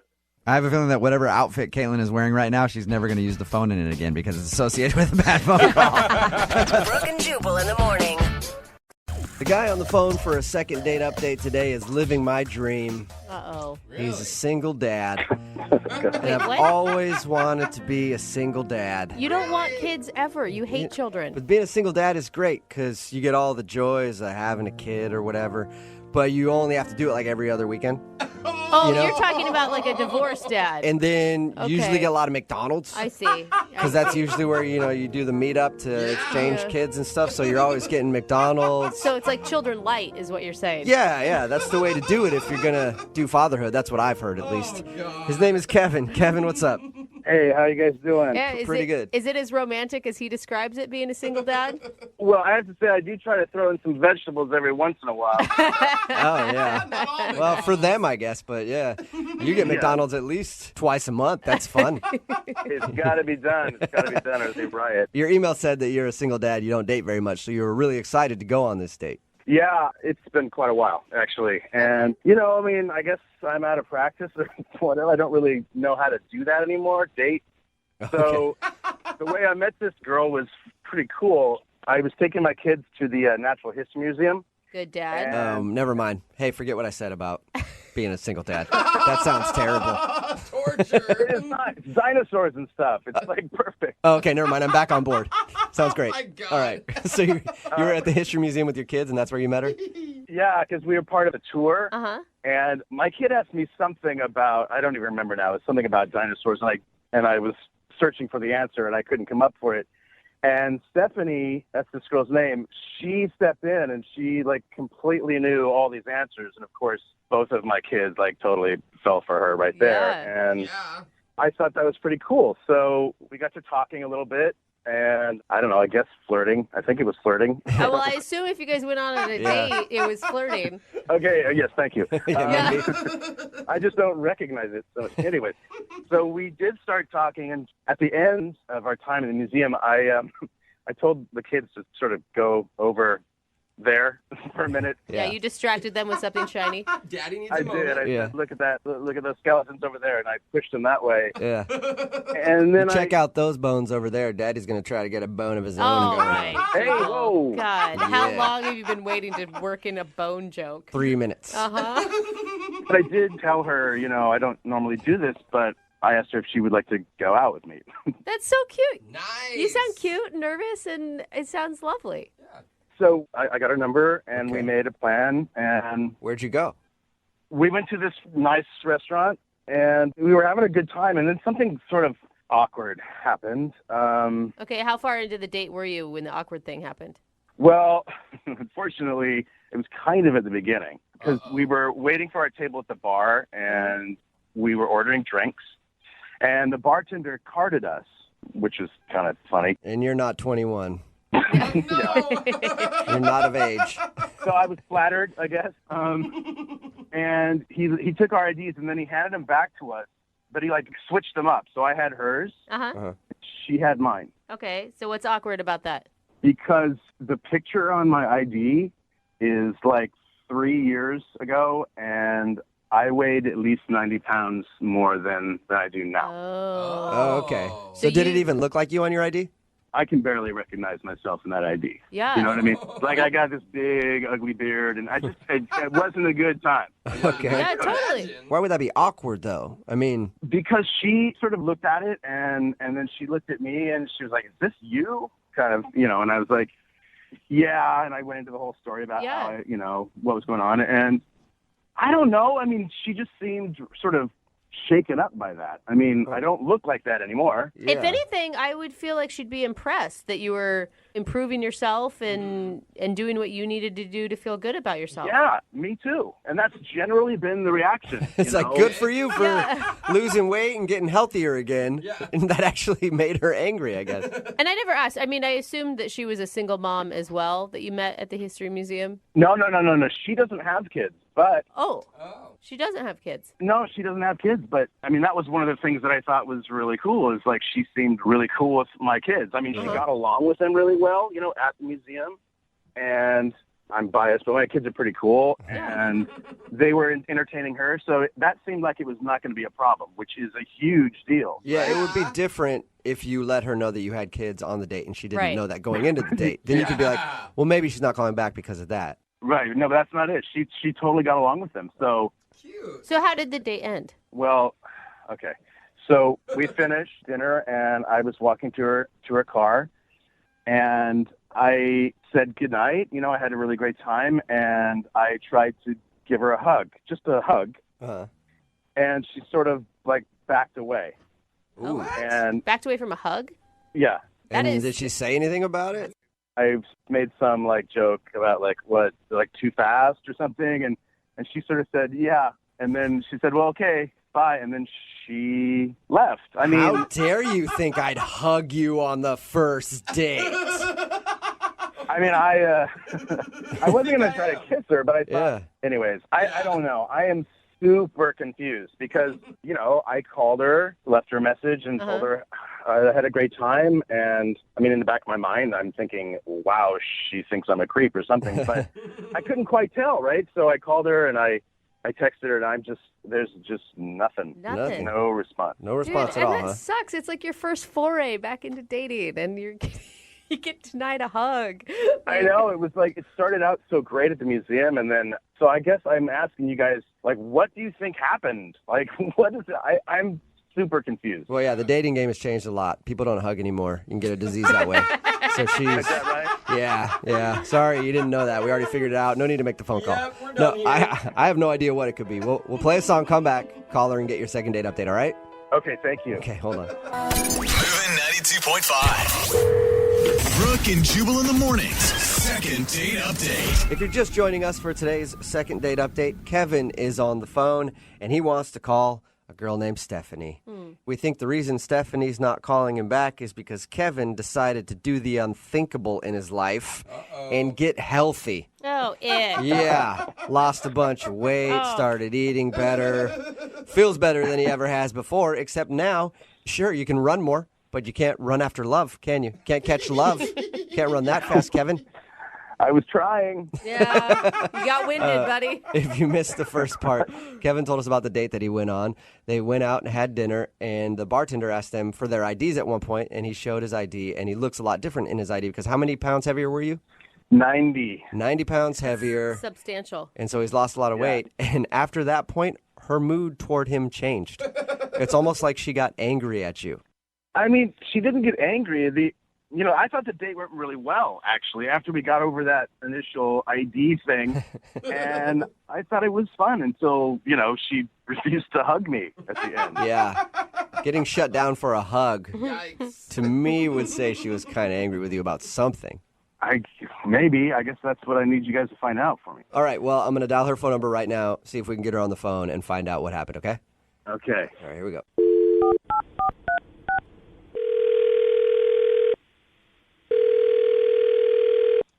Hello. Hi, I was looking for Stephanie. Yeah, this is Stephanie. Hey, Stephanie, this is Jubal from Brooke and Jubal in the Morning. I'm sorry, who's this? Jubal from Brooke and Jubal in the Morning. It's a radio show. What is this in regards to? Well, it's in regards to an email that we got into the show, and the email was about you. What do you mean? Well, you recently went out on a date with a guy named Kevin. Yeah, I did. Who wants to know? Kevin does, because he told us about your date, sent us an email because now you're not calling him back, and wanted to see if we could figure out if something went wrong. All right. Is this going to take a long time? Because I don't really want to talk about this. No, we can get you off the phone pretty quickly. He just wants to know because he really enjoyed going out with you. He said that he thought you had a really good time, and he's tried to call you and text you, and I guess he's getting nothing in return. I can save you a lot of time. Just tell him I'm not interested, okay? Whoa. I know you don't have a lot of time right now, but he seems like a really nice guy. He hadn't been on a date. Yeah, okay, sure. He's not a nice guy? No, he's not. What? Really? Because he came off as like an awesome guy who has some kids and... Yeah. Yeah, that's what I thought initially. That's why I decided to go out with him. But I found out that was not the case. What did he do? Look, I don't really want to do this. I'm just not interested in Kevin. I don't really want to go into it. Okay, but you sound upset at Kevin, or Yeah, I am. well, now is the perfect time to at least state your case, and get it off your chest. And if Kevin's doing something that you think is terrible, now's your opportunity to tell Kevin whatever you want. Okay. So we were at the bar and we were getting drinks and we got carded. Mm-hmm. And there was this mix-up with the IDs. He got my ID, I got his ID, and I took a look at it, and his ID was a huge turnoff right away. Is that because? So he told us that your attitude sort of changed after you saw the ID. Are you saying because he was 90 pounds heavier? No, that wasn't it. Oh my God, because I had so many mean words about you in my head. If that was going to be the case, No, that was not the case. But I noticed that he's not an organ donor. Okay, and that's terrible. Are you serious? That's incredibly selfish. So that's the reason? Yes. You don't want to go out with him again because he hasn't elected to donate his organs after he dies? That's exactly why. Oh my gosh. I don't appreciate you laughing about this. This is very serious. All right, well, that's Jose laughing. He laughs at everything, so it's fine. Death included? It does. Well, I don't appreciate it. Honestly, though, to me, it does seem kind of trivial to not want to go out with a person again because they're not an organ donor. Look, I would understand if, he was just like a young guy and didn't know better, but this is a guy who has kids. Mm-hmm. He has 2 kids, and like one organ can save up to 8 lives. I mean, it's not just 1-to-1, So Right. the thought of someone not wanting to do that and not wanting to even take the chance of saving that many people, to me, that's incredibly selfish. Yeah, but I'm an organ donor. I think it's important for me, but everybody has a different reason, and you didn't even give him a chance to explain. But I don't care. He should know that, and he should look for the box and check it. I don't care. Okay. There's no excuse for that in my mind. He needs to understand the consequences of not checking that box. Why didn't you just talk to him about it if you were that passionate about this cause? Look, you're not listening to me. The point is, I shouldn't be the one to have to explain this to him. He's an adult. I'm not trying to date a guy who needs a mom to tell him that, okay? He should know that on his own. Wow, you're really fired up about this, aren't you? Yeah, I am. You can tell him I think he's a scumbag for not being an organ donor. I'm never going to date him again. Wow. Okay. Well, how about this, Stephanie? What if you just tell him that? I don't want to tell him that. I don't want to talk to him. Okay, well, it's too bad because he's actually on the other line and wants to talk to you. What are you talking about? I mean, that's the whole point of this was so we could get you two on the phone together. He's listening? Yeah. Oh, my God. Hey, Stephanie. I don't want to talk to you, Kevin. Wow. Look, I feel like I need to at least have the opportunity to defend myself here. I feel like I'm being accused of some horrible Being crime. selfish? Yeah, because you are. Listen, I don't have anything against organ donors. Okay, I think it's. Then why aren't you one? I don't know. Because I must have missed the box, or That's it not wasn't a on good enough purpose. reason, Kevin. Look for the box and check it. It's not that hard. Okay, I take your point. I wish you could give me a little slack here. Okay, Kevin, look, you have kids, okay? You have kids. Exactly. If something happened to your kids. I have 2 kids who I love more than anything. And they're also a handful, okay? And I got to be on my toes, and maybe I was frazzled or whatever. I'm sure they were with me at the DMV, and that could have been why I didn't check the box. It's not because I'm some weird monster who won't give my organs away. Well, you need to be more responsible and think about Why that. didn't you say anything? Because I shouldn't have to tell you to be an organ donor. You should know that yourself. You're a grown man. Yes, I would love to be an organ donor. And if you had told me that at dinner, I would have said, oh, wow, I didn't realize that I wasn't. I will get right on that. Oh, it's so convenient, Kevin. You're saying that because you want to date me again so you can sleep with me. What? He said he's not an organ donor. Actually, Stephanie, I can put your mind at ease because I really, really don't want to date you, and I definitely don't want to sleep with you. Well, Stephanie, you realize you're coming off as a bit crazy. You're coming off as a bit naggy, okay? You've been nagging me this whole time, and as if I have to defend my position on standing up for, honestly, the whole human race. I don't have to do that. What? Wait a minute. Are you saying that because I forgot or I missed to check a box, people have died because of me not checking a box? Maybe not yet, but someday you're going to kill somebody. Whoa. What? Whoa, I'm going to kill somebody because because I'm not going to donate an organ? What, are they going to die of a broken heart? I don't understand. How does that kill someone? Just because you don't take a weapon and kill somebody doesn't make you not a murderer. Calling Kevin a murderer. I mean, Stephanie. Wow. You may have a good point somewhere in there, but you need to be less aggressive about it, I think. You guys are just being ignorant, and I don't even want to talk to you guys about this anymore. Well, can I ask you one more question, please? What do you want? I'm done. You've taken up enough of my time already. I just want to ask if you'll go out with Kevin on a second date. We will pay for it. You know what? Whatever, smart. I don't appreciate this. Hey, Kevin? Whoa. Yeah. Yeah, she hung up. Uh-huh. That's intense, man. I mean, you should be an organ donor, though. I will gladly go down and register as an organ donor, but not because of Stephanie, but because I think it's the right thing to do. Look, I didn't even know that I wasn't. All right, well, until you do that, Kevin, in my book, you're a murderer. Brooke and Jubal in the morning. Text message in at 78592 that says Kevin didn't just dodge a bullet, he dodged a nuclear bomb. Good for him. Talking about today's second date update. If you missed it, this dude Kevin wanted to call a girl named Stephanie. She wasn't calling back after their date, and he thought, for some strange reason, she was angry at him for losing weight. Because there was a moment where they had to take out their IDs, and the picture in his ID is like 90 pounds heavier. Once she saw the ID, she became cold to him, and he didn't know why. It was hard to believe that maybe somebody would be angry at him for losing a bunch of weight, and it wasn't that. It was the fact that on his license, he wasn't listed as an organ donor. And she went as far to call him a murderer. Dude, she Because of lost it, man. I'm just saying, if Stephanie dies, I do not want her angry kidneys. No. Just keep those things away from me. And the worst part to me was he was like, I didn't even notice. Like, Yeah. I totally would be. He's like, I'm fine with being an organ donor. I don't have a problem with it. And she's like, whatever, you just want people to die. Somebody texted in at 78592 and said, can you imagine if they got married and he didn't recycle one day? Oh my God. No. She might actually be a murderer on that day. I mean, and the thing is if you do have a really strong stance on something like that, that's not how you communicate it. Yeah, be you reasonable. know? Yeah, It's maybe not how you get people on your side. ask him about it. I don't you know. Remember, if you maybe? want to do a second date update, all you have to do is email the show, and we will call the person who didn't call you back, even if they're a murderer and don't want to be an organ donor. Moving 92.5. Personally, I don't know why this guy emailed us about a second date update. He got his Wii played with on his first date. Oh, sounds come on. successful to me. Don't you dare pervert Nintendo for me. That's what Trent did on his first date. He met a girl named Bailey, and they played Wii at his apartment. Trent, where'd you meet Bailey, first of all?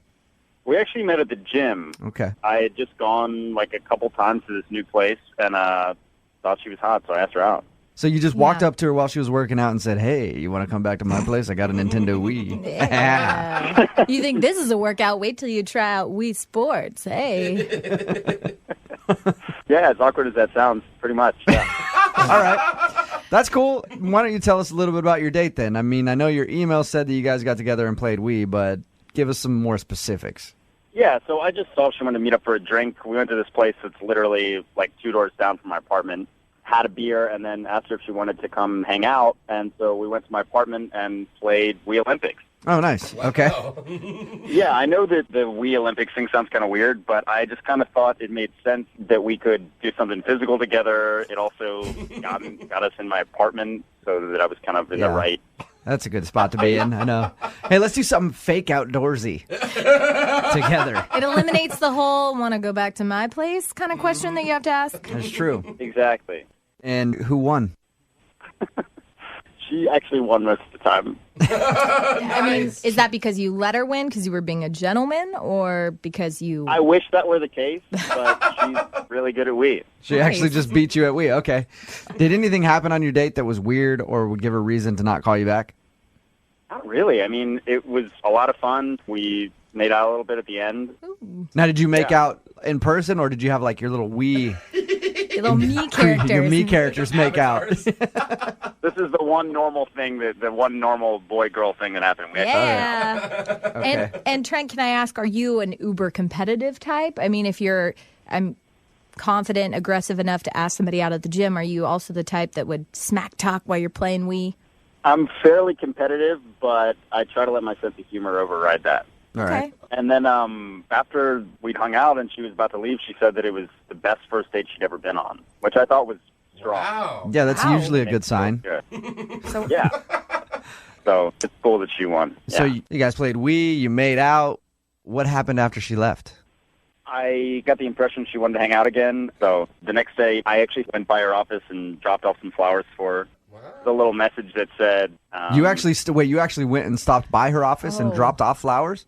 Yeah, I mean, I feel like if it's more personalized, it's more genuine. 0.5. Brooke and Jubal in the mornings. Second date update. All right, Trent, you ready to give Bailey a call? Yeah, I'm a little nervous, but... As ready as you'll ever be. If you're just tuning into the second date update, Trent is asking us to call a girl named Bailey, who he went out with on a date. He met her at the gym. They went to his house, played Wii, had a fun evening. She said it's one of the best first dates she's ever been on.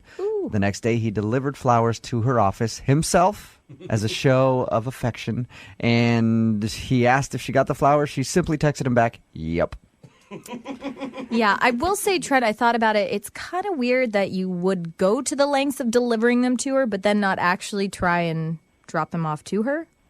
I feel like that would be creepy. Yeah, so do I. I feel like going like, hey, is Bailey there? And they're like, oh, no, she's not at her desk right now. And you go, I will wait. Yeah. I feel like that would be worse. Yeah, but then why not just have a delivery guy do it? It is kind of weird to find out that you went to the lengths of doing that, but not all the way. It's like Okay. you half committed. All right. Well, we're going to call her right now, see if we can get her on the phone and get her answer. You ready? Let's do it. All right, here we go. The flowers were alive, right, Trent? They were alive, yes. Okay. That could be Yeah, an issue. that's an important Dead flowers, part. definitely creepy.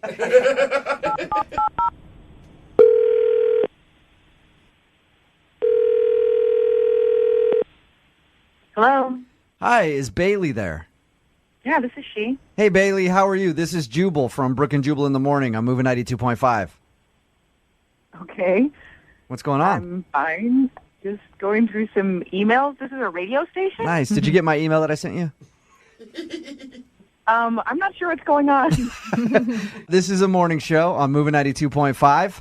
Okay. You actually recently went out on a date with one of our listeners. That's why I'm calling you. Oh, my God. Okay. And this listener, a dude named Trent, liked you a lot, and is wondering why you're not returning his phone calls. Wow, you're serious, right? I am 100% serious. Yeah. Trent emailed us and asked us to give you a call. Okay, So you know who I'm talking about then. You remember going out with Trent. I do. Mm-hmm. Well, Trent wants to know why you're not getting back to him. First, I want to ask you, did you get the flowers that he delivered to you? Yeah, I got the flowers. In the studio, we all think that it's creepy that he delivered it himself. Did that scare you, and that's why you're not calling him back? He addressed them to a different woman's name. Oh, no. Are you serious, Bailey? He put a different girl's name.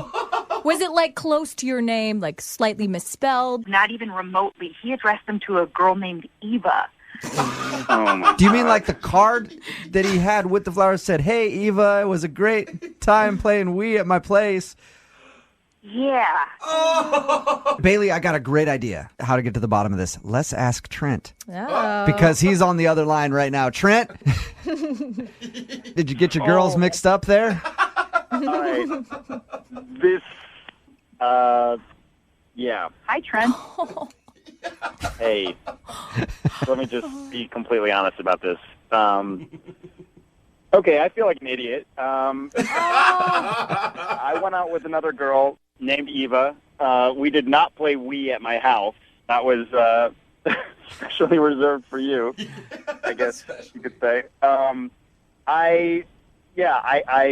I guess I got the name wrong. I don't even know how that happened. Oh, Trent. That sucks. So, who's Eva then? She's just a girl you went out on a date with? Another date? She's a girl I went on a date with. You know, it was whatever. It was fine. I've just been single for a while, so I go out on not a lot of dates, but I try to go out if there's an opportunity. So were you just like writing the card to Bailey really quickly, and then you just had a brain fart and wrote Eva on it, and then gave it? I think so, yeah. It's been over a week since I went out with that girl. Yeah, I'm not buying it. I don't know. I mean, like, how many girls are there? There are not a lot of girls. Not a lot. That's still pretty general, a little vague. So I've been dating, and I made a mistake, and I'm sorry. I made a mistake. Bailey, before you saw the name Eva on it, were you like, oh, that's sweet? I thought it was a really nice gesture. Every girl likes to get flowers, but not addressed to somebody else. Yeah. Good point. That's true. Although, Bailey, can you kind of see how it's an innocent mistake, kind of? It's an innocent mistake that screams player to me. So. All right. That could be. Well, in my defense, would any player, self-respecting player, take somebody back to his apartment to play Wii Sports? That's not a player move. Yeah. Bailey, that's one thing Trent said that's very true. That is not exactly like, hey, baby, we go back to my place, play a little Nintendo Wii. I don't know. Maybe that's the new nerdy version of the player, okay? Gets her back to his place on the first date. That's exactly what all I'm asking for is just another shot. I just want to see you again, and I screwed up. Well, I don't know. I think that you should maybe just make a note of each one, maybe in a little calendar. Color-coded. In a file drawer so you can get it right. Hey, Janet or Bailey or whatever your name is. Oh, Jubal, you jerk. Would you be interested in going out on a second date with Trent? We will pay for it. Just one more. Give him another chance. Come on, Bailey. He sounds like a nice dude. He's just, like I could see that happening to anybody. It's a good gesture. I mean, if they're going to pay for it, how can he turn down a free meal and a couple drinks? I just think we'd have a good time. You know what? I would be happy to be your friend. We'll be gym buddies, but I don't think I can go on another date. I'm sorry. Buddies. Oh, yeah. Trent, if you went to that gym once or twice before, you're never going again now. Yeah. Oof. I know. He said he doesn't go to the gym very often. Time to cash in that membership. Brooke and Jubal in the morning. I have found that a great place to meet women is in a very empty parking garage. Yeah, they like it when you just creep up from behind them and be like, hey, whoop, boo, what's up? That's actually where Monica, who's on the phone with us today and wants to do a second date update, met the guy that she went out with and wants us to call today. Monica, how are you? Hey, I'm great. How are you? Good. So you met the guy that you want us to call today in a parking garage. What's his name, first of all? His name is Joe. His name is Joe. And how does that happen? How'd you guys meet in the parking garage? Did he stalk you from car to car? Or Yeah, you don't did you value stalk him, and what happened? Follow you down? Yeah. Well, I, being the absent-minded girl that I sometimes am, had lost my car in the garage. I could not, for the life of me, remember where I parked it. We've all done that once or twice. That sucks. Or you saw him and then planned it, the old damsel in distress routine. I know how that works. Oh, what was I wish me? I was that creative. I'd probably make that more often. But no, he saw me kind of wandering around, and it was obvious that there was something wrong, that I was lost or something had happened. And so he was just being kind. He asked if I was okay. Yeah. And I told him I was fine, but that I couldn't find my car. And he was like, oh, well, let me help you. I mean, this is a big garage. It'll take way less time if there's, two of us looking. So I lose my car in the parking garage all the time. Yeah. Like I have to plan for it like an extra hour because I know I'm going to be looking for my car forever. How long did it take you to find it? It took like 15 to 20 minutes. What? He found me like halfway through my search. So Okay. once he was there, we definitely got it done faster. And did you strike up great conversation when you were looking for the black sedan, or? Well, he was just really charming about it. Like he ran all the way across the garage and was calling out license plate numbers of cars that I told him that were similar to mine. That's pretty cute. And he was actually the one who found my car. So it was really helpful. Oh, so he found your car and then blocked your driver's side door and was like, you don't get to get in the car unless you let Papa take you out on a date. Finder's At least fee. that's how it happened in my head. Is that how it happened? Your head is definitely in more of a movie situation. This is pretty down to earth. More in a messed up places, yeah. So he's pretty chill. I mean, we just, we kind of chatted a little bit, and I obviously was very thankful, very grateful. And I kind of just, I don't know, I thought he was really cute, so I kind of just threw it out there. I said, you're probably seeing somebody. And he said, no, I'm not. Do you want to have coffee? And I was like, well, yeah, that sounds great. Good for you for making the first move on that. So how was coffee? How was the actual date that you went on?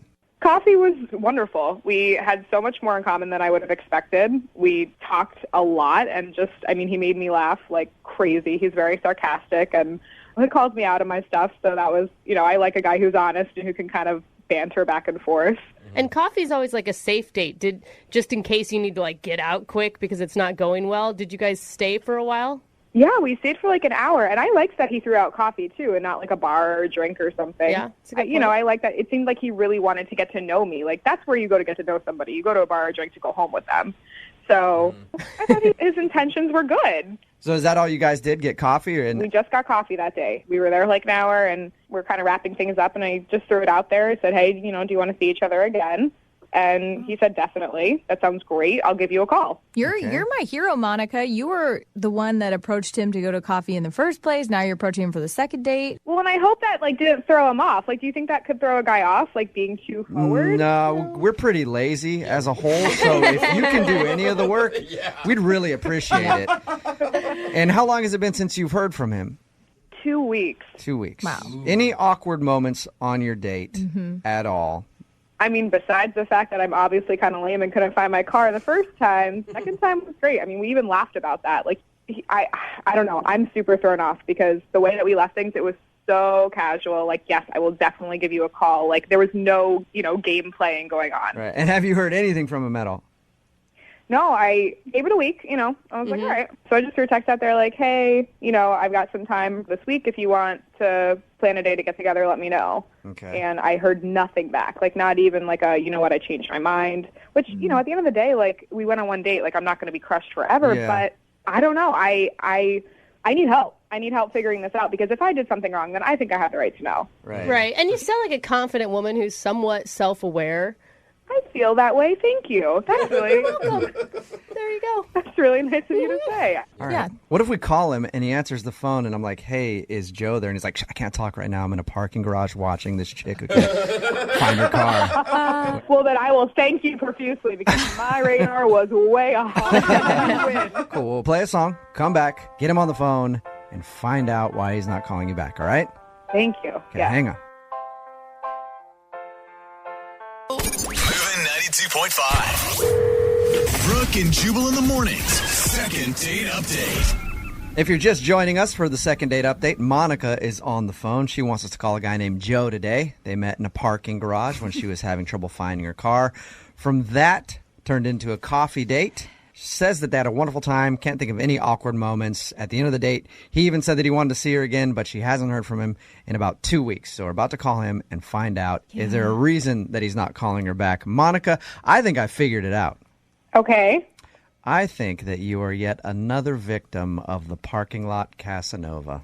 Oh, really? I read about this guy in the USA Today. He travels around from Chicago, Atlanta, Los Angeles, now Seattle. Did you read about him in the crime section? Yes, Okay. yes. He goes to parking garages all over the country, hits on women, takes them out for coffee, and then leaves them in the dust.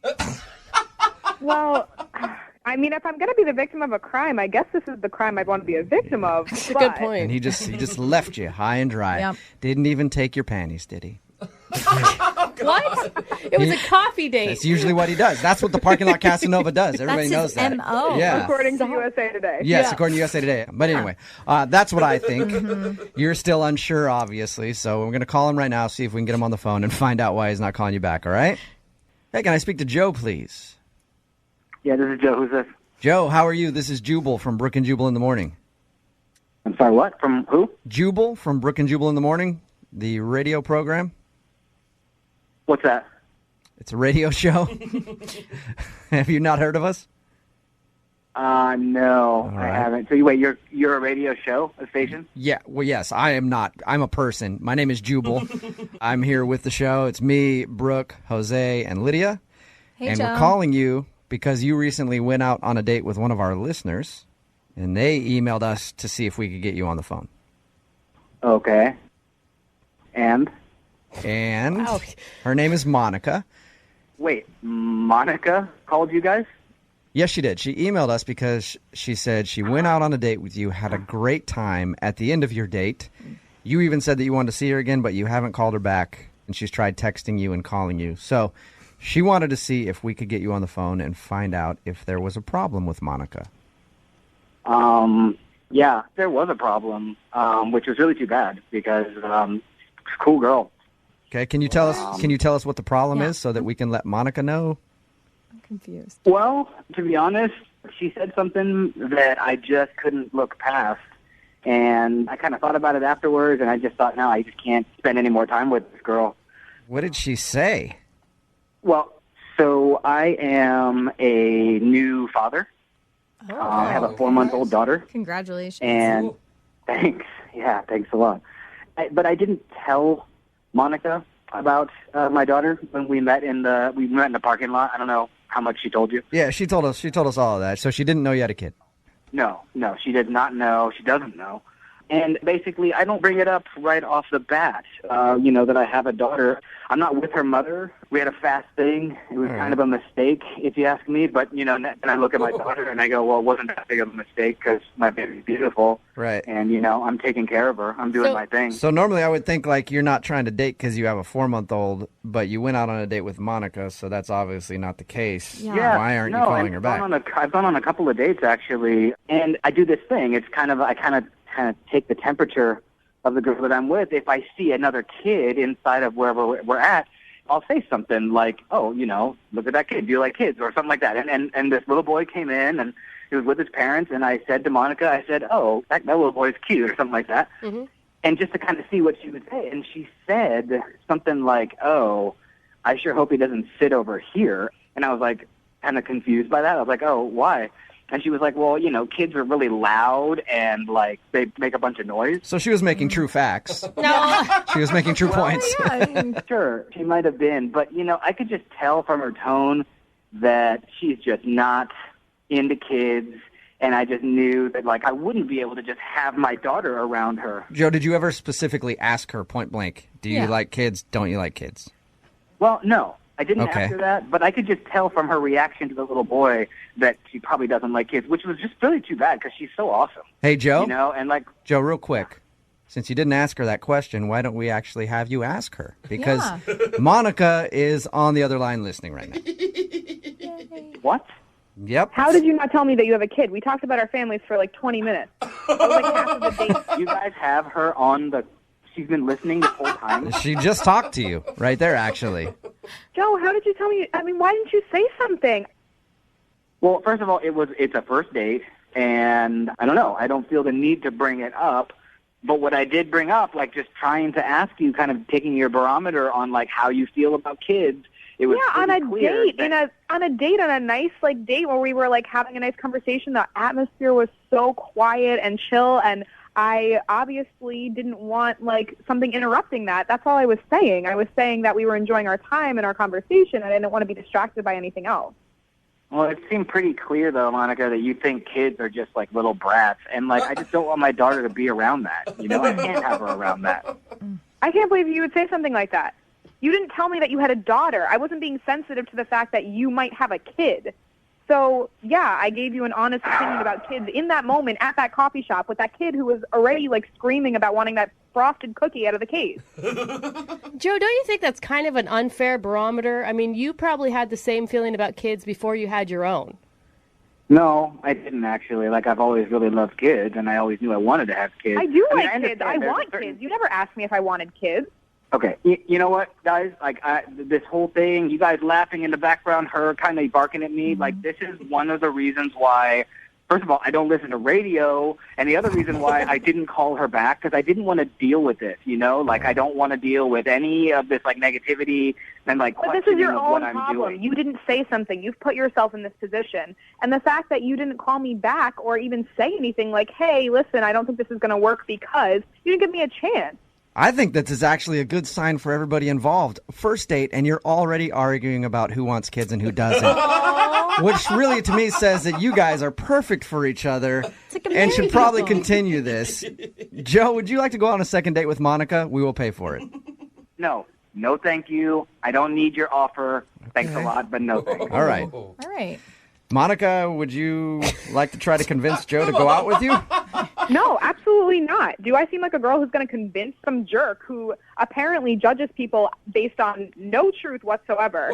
I mean, I honestly feel sorry for his daughter at this point because I really, really hope that he can find. Great. You know what? I don't need to hear this anymore, guys. I'm out of here. See you later, Joe. Okay. Well, there you go, Monica. That escalated quickly. Yeah. It's what you get when you meet somebody in a parking garage. Yeah. You just never know. I don't know, Jubal. Maybe you were right. Maybe he is just the parking garage Casanova. Parking garage Casanova. I warned you about him. I think I liked that answer better. So I think let's I read erase the last 10 minutes and pretend. Let's go with that because I'm so curious. You're happy you didn't give that guy your panties, right? Brooke and Jubal in the morning. Way to bond on a first date than risking getting salmonella or some other foodborne illness. I think it's really a good way to get to know each other. And that's what Michael kind of did on his first date with the girl that he wants to call today. We'll get into that in just a second. But what's up, Michael? How are you? I'm good. How about you guys? Good. He sounds healthy, Jubal. Yeah, somehow. I don't know how. I read your email for a second date update, and I liked your idea of a first date. We'll get into that, like I said, in a second. But first, tell us about the girl you want to call today. What's her name? Her name's Madeline. Madeline, all right. And what'd you like about Madeline? Well, basically, I'd been out with a group of friends, and she was, in the group of friends. We didn't really talk too much, but our mutual friend was telling me that she thought I was cute, and I thought she was pretty cute. So I got her number from the mutual friend and texted her, and a few days later we set up a date. So what you liked about her is that she liked you first. Yeah. She thought I was hot. I mean, it's a good start. Yeah. Your idea for a date was interesting. How did you decide to do that? I mean, first of all, tell everybody what it is, and then how did you decide to do it? Well, I was kind of tired of just, the old dinner and a movie type thing. I wanted an experience, so I went and looked for the lowest rated restaurant I could find in the area on Yelp. What? Why? That's a terrible strategy. Well, I mean, we were talking and we decided that the traditional nice dinners, 5-star restaurants, well, one, they're crazy expensive, but two, they're kind of boring. You go to enough of those dates and they all kind of blend together, and wanted to try something new. And anybody can try to have a great meal on a first date, but nobody really tries to have a crappy meal. And I like that. I like that idea. Yeah. I was searching and searching on Yelp for at least an hour. Oh, man. And I found this hole-in-a-wall Italian place, like way on the outskirts of town. Like I'd never even been to this area before, but it had like 1.5 stars and just no good reviews on the entire thing. So That's so bad. And did it deliver on its promise? yeah, it really did. So what happened when you showed up at this horrible restaurant? Well, first off, we almost didn't show up because it's like not advertised on the street at all. Like we drove past it like 5 or 6 times, just like trying to find this location. Oh, I hate that. Like GPS says it's right here. Yeah, like we would pass by it and the GPS would say, "You're here," and then stop GPSing, and so we would just have to reset that. You're like, oh, it's Oh, actually that's the literally this dumpster that we're standing in front of. It is this hole in this wall. Yeah. I'm guessing since this was such a horribly rated restaurant on Yelp, there wasn't a long wait for you guys to get a table? No, we walked in when we finally found the place, and there was literally nobody there. There wasn't like a host or anybody in the actual place. And eventually a guy from the back walked out, and first off, he was like really uneasy. He was like, "Oh, are you guys the cops?" What? And we're like, "No, we aren't the cops." This is actually pretty exciting. This is great. Yeah. That's a normal question whenever you walk into a restaurant, I think. Then he patted you down to see if you were wired. No. But then he was like, "Are you from the health department?" Which is kind of got us a little freaked out about whether or not this food was okay. And you still decided to eat there. Well, we were committed at this point. Like, we'd been talking about it, so we had to. But we were like, "No, we're not from the health department." And after that, he like really perked up, and all of a sudden he was like, "Oh yeah, well come on, let me get you something." Okay, there you go.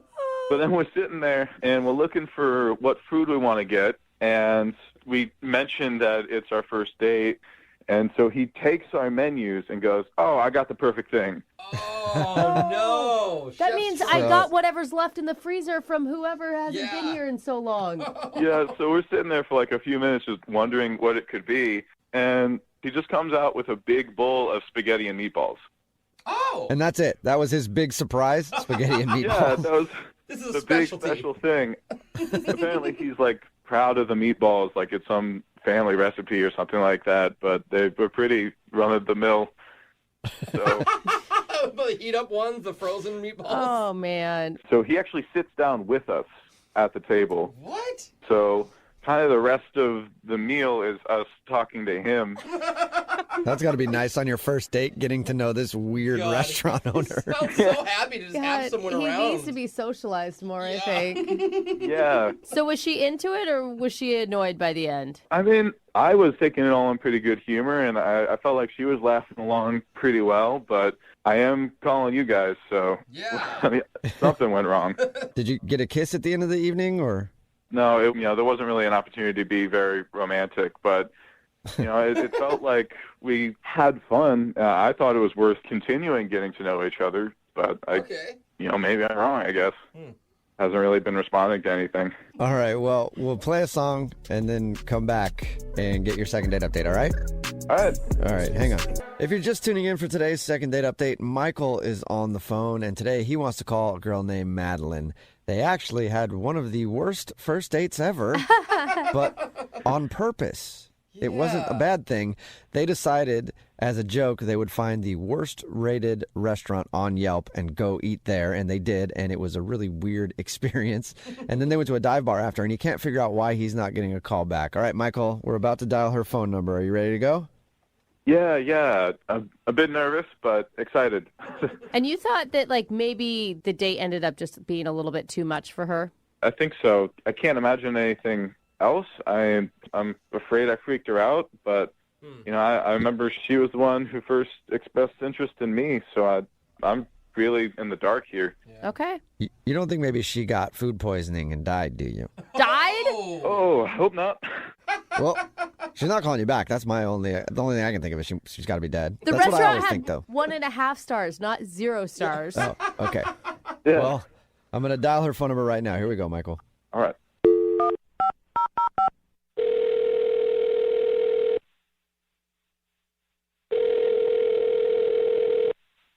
Hello.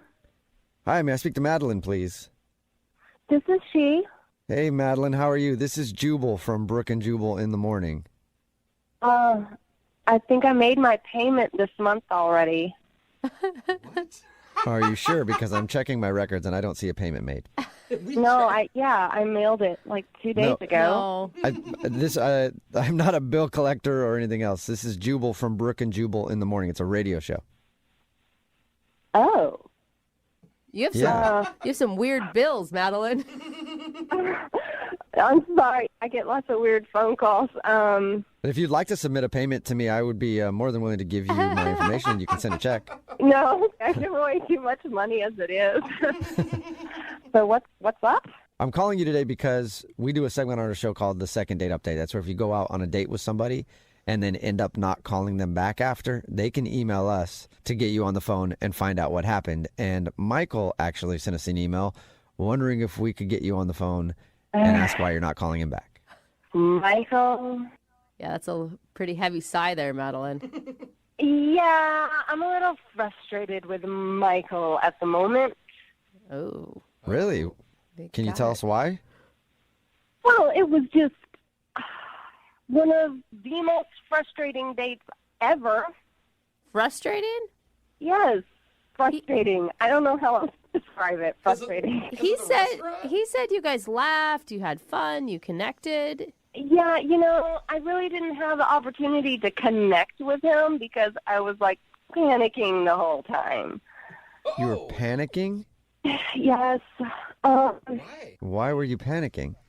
So I don't know what he told you, but we went to this restaurant like way on the other side of town, which meant we were in the car for like 45 minutes each way. Okay. And I think you can tell a lot about a person by the way they drive. And Michael is not a very good driver. Like, probably one of the worst drivers I have ever ridden with. Like, not road rage. Like, I don't mean that, What did he... Yeah, like what? He's just clueless behind the wheel.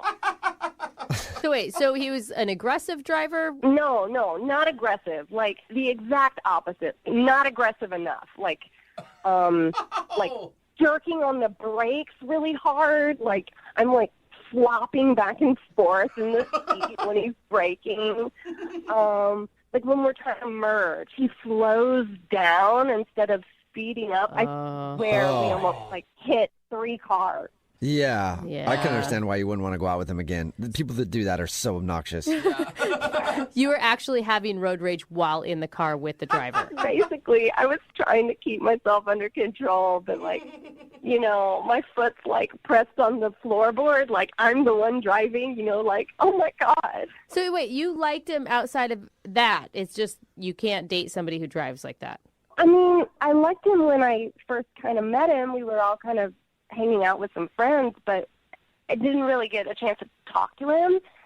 And so on our date, I was so preoccupied, like anxious about getting back in the car with him for another 45 minutes after the meal was over.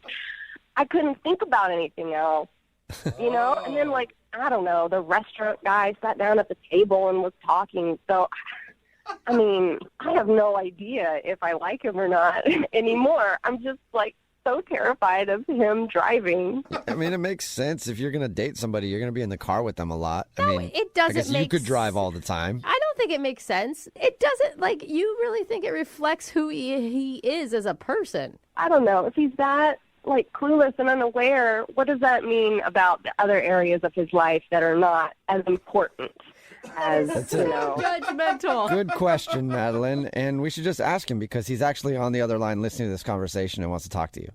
Michael, are you still there? Yeah, still here. See? Oh, my God. I mean, I'm genuinely sorry that you were scared, but I don't get how. I mean, I was going slow. I was, checking all my blind spots. I was cautious. Yeah, that was the problem, Michael. We're going 30 miles an hour on the highway. Whoa! Well, what you're not thinking about is I'm also trying to impress you at the same time. Like, my mind is on the road, on my phone, and trying to get to know you. It's a lot of multitasking. Michael, I don't know what to tell you, okay? I mean, you're how old? You're supposed to be able to handle these things, like have a basic conversation and, drive safely. I was driving safely. I was going slow because I didn't want to freak you out. I'm shocked. The irony. Have you ever been told that you're a bad driver before, Michael? No, but, usually I'm driving by myself because, having a lot of people, it gets pretty distracting. Barely. It sounds like you get distracted easily. Yeah, I guess so, but we were driving on new streets and there was a lot going on that night. But I was nervous about the restaurant too. I think you're holding a lot of things against me that were just a one-time situational thing. Michael, listen. Don't you remember we got to the restaurant and I'm like, okay, GPS says we're here. I'm pointing it out. And you're like, no. And I'm like, yes, it's right there. There's a parking spot. And you're like, no, I think we should make the block. I'll be honest with you, Michael. I just really never wanted to hit somebody that much in my life as I wanted to hit you right then. Gosh. Okay. I just wanted to get out of the car, you know? If I had known you were getting violent in your head, then, yeah. I just can't believe the only thing Michael did wrong was drive. Yeah, but... Look, I was in the car with him, not you. And when you're in the car for an hour and a half round trip with somebody who's that bad of a driver, you might consider taking your own life too, okay? Oh my God! Yeah. For food I've- poisoning Okay. at that restaurant. I feel you on that one, Madeline. Okay, that's pretty overly dramatic, in my opinion. You're not going to take your own life because you're sitting in a passenger seat of the car with me, okay? Okay, right, all right. But I'm just trying to make a point. It was terrifying. I'm still shaken up about it. Still. All right, then how about we go on another date and you drive? Oh. That is a good solution. Hey, let's see Yeah, how you're Madeline, driving. would you like to go out with Michael again for a second date? We will pay for it. Not your gas money, though, but we will pay for the date. You said yourself that you were so distracted by his driving that you weren't even able to get to know who he was. That's true. But I'm just thinking about, if it were to work out, someday down the line, he's going to be driving, and I just feel like, I don't know, that would just be, I don't know if I can handle it. Are you serious? So you won't go out with him again in case you ever have to drive with him. Madeline, you guys could become the public transit couple. You could just do Uber everywhere you go. You could just drive literally everywhere you go. That's what I do in my relationship. Look, his driving just makes me a terrible person, apparently. And I don't want to be that person. So I just don't want to risk it. Okay. All right. Wow. Well, Wow. Okay. That's not good. sorry, man. You know what will make you feel better? Maybe go out for a long, slow drive somewhere. Very slow. And just make sure you're not in my neighborhood, okay? Oh, come on. Johnny. One-night stands are always awkward, especially at the end of it when you're done. And there's just that awkward moment where you're like, hey, was it $65 or $70? Like what? And then you have to haggle back and forth. And then you're like, do I tip? Is it what's 20%, 25%? Then you look it up on Google and they're standing there looking at you. It's just, one-night stands are just so awkward, I'm just not even going to tell you. Well, Matt, who is on the phone today to do a second date update, has an awkward story about a one-night stand, I guess. Matt, how are you? Man, I'm okay. So what's the name of the girl that you want to call today? Ariana. Is that her? Is it said exactly like that? Ariana. It is when I say it. Ariana, okay. And where'd you meet her? I met her at a house party. Okay, you met her at a house party. And now your email, we'll ask you a little bit more about her in a second. Your email said that you guys hooked up same night you met, and now she's not calling you back? That's correct. I always think it's so funny when we call it a second date update. When the first night, not really so much a date. It's an instant date. It's still a date, right, Matt? Yeah, I guess. If you hook up with a chick, it counts as a date. I think so. I consider that a date. So how did you meet her at the house party? So I was playing a drinking game with all my friends. We're just having a good time, and she wandered up and wanted to be a part of it. And I was like, sure, of course. She was hot and wanted to sit down and play the game with us. No, dudes only. No hot girls get to play this game. What game were you guys playing? The game's called Ask. I don't know if you know that. Oh, yeah. Okay. I've played Yeah. that before. When you guys were playing the game, did you actually get to talk to each other much? I talked to her mostly while we were actually playing the game, like trying to teach her how, you got to look at the certain cards and know what the cards mean. So, I mean, that's when I was kind of like, oh, wow, this chick is really cute. And taught her how to play the game. Okay. So how did the rest of the evening progress? I mean, I know how it ended because you said in your email that you guys hooked up. But, I mean, did she seem like she was actually into you or she just wanted to hook up with you? I wanted to say that she was really into me, but she's not calling me back. Yeah. It's a good point. Yeah, usually that's how you can tell if somebody's really into you or not. Why do you think she's not calling you back? Well, I don't know, because, I mean, we made out a little bit, and we went back to her place. The went bad, I guess. I don't know. I don't know why it didn't work. You mentioned in your email that it was a little awkward the next day. How so? Yeah. When I woke up, she was like a different person. It wasn't the person that I, hooked up with that night. The next morning was like, what? Like literally a different person? Like you woke up and you're like, who's this dude? No, she was just cold and aloof. It was like it was a different person. I can't say literally, but she was just not the person I hooked up with the night before. Did she seem disappointed that you were still there in the morning? Kinda. I mean, it sounds like she maybe just wanted a one-night stand. Well, I mean, I hope not, because I mean, we had fun and it was a really good time, but I didn't want it to be a one-time thing. You know what I mean? So did you ever actually say that to her? Like actually have the conversation that you wanted it to be more than a one-night stand? Yeah, I did. I mean, in so many words, but that's what I wanted. And what did she say to you back?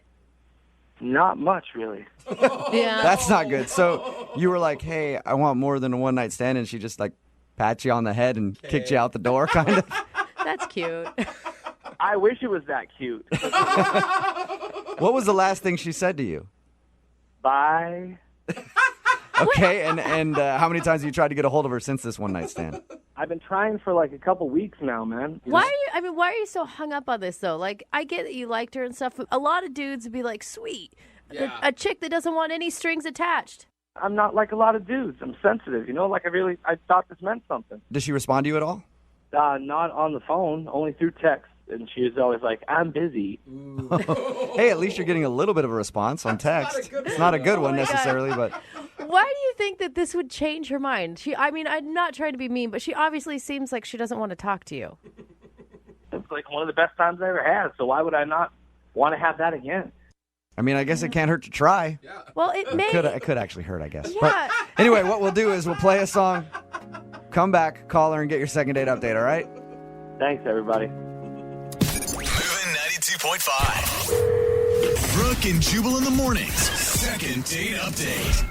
I completely forgot to ask the most important question in the first part of today's second date update when we were talking to Matt. Hey, Matt. Yeah. How bad are you in bed? That is a good question. On a scale of what to what? You make your own scale up, though. Are you bad in bed, do you think, or do you think you're okay?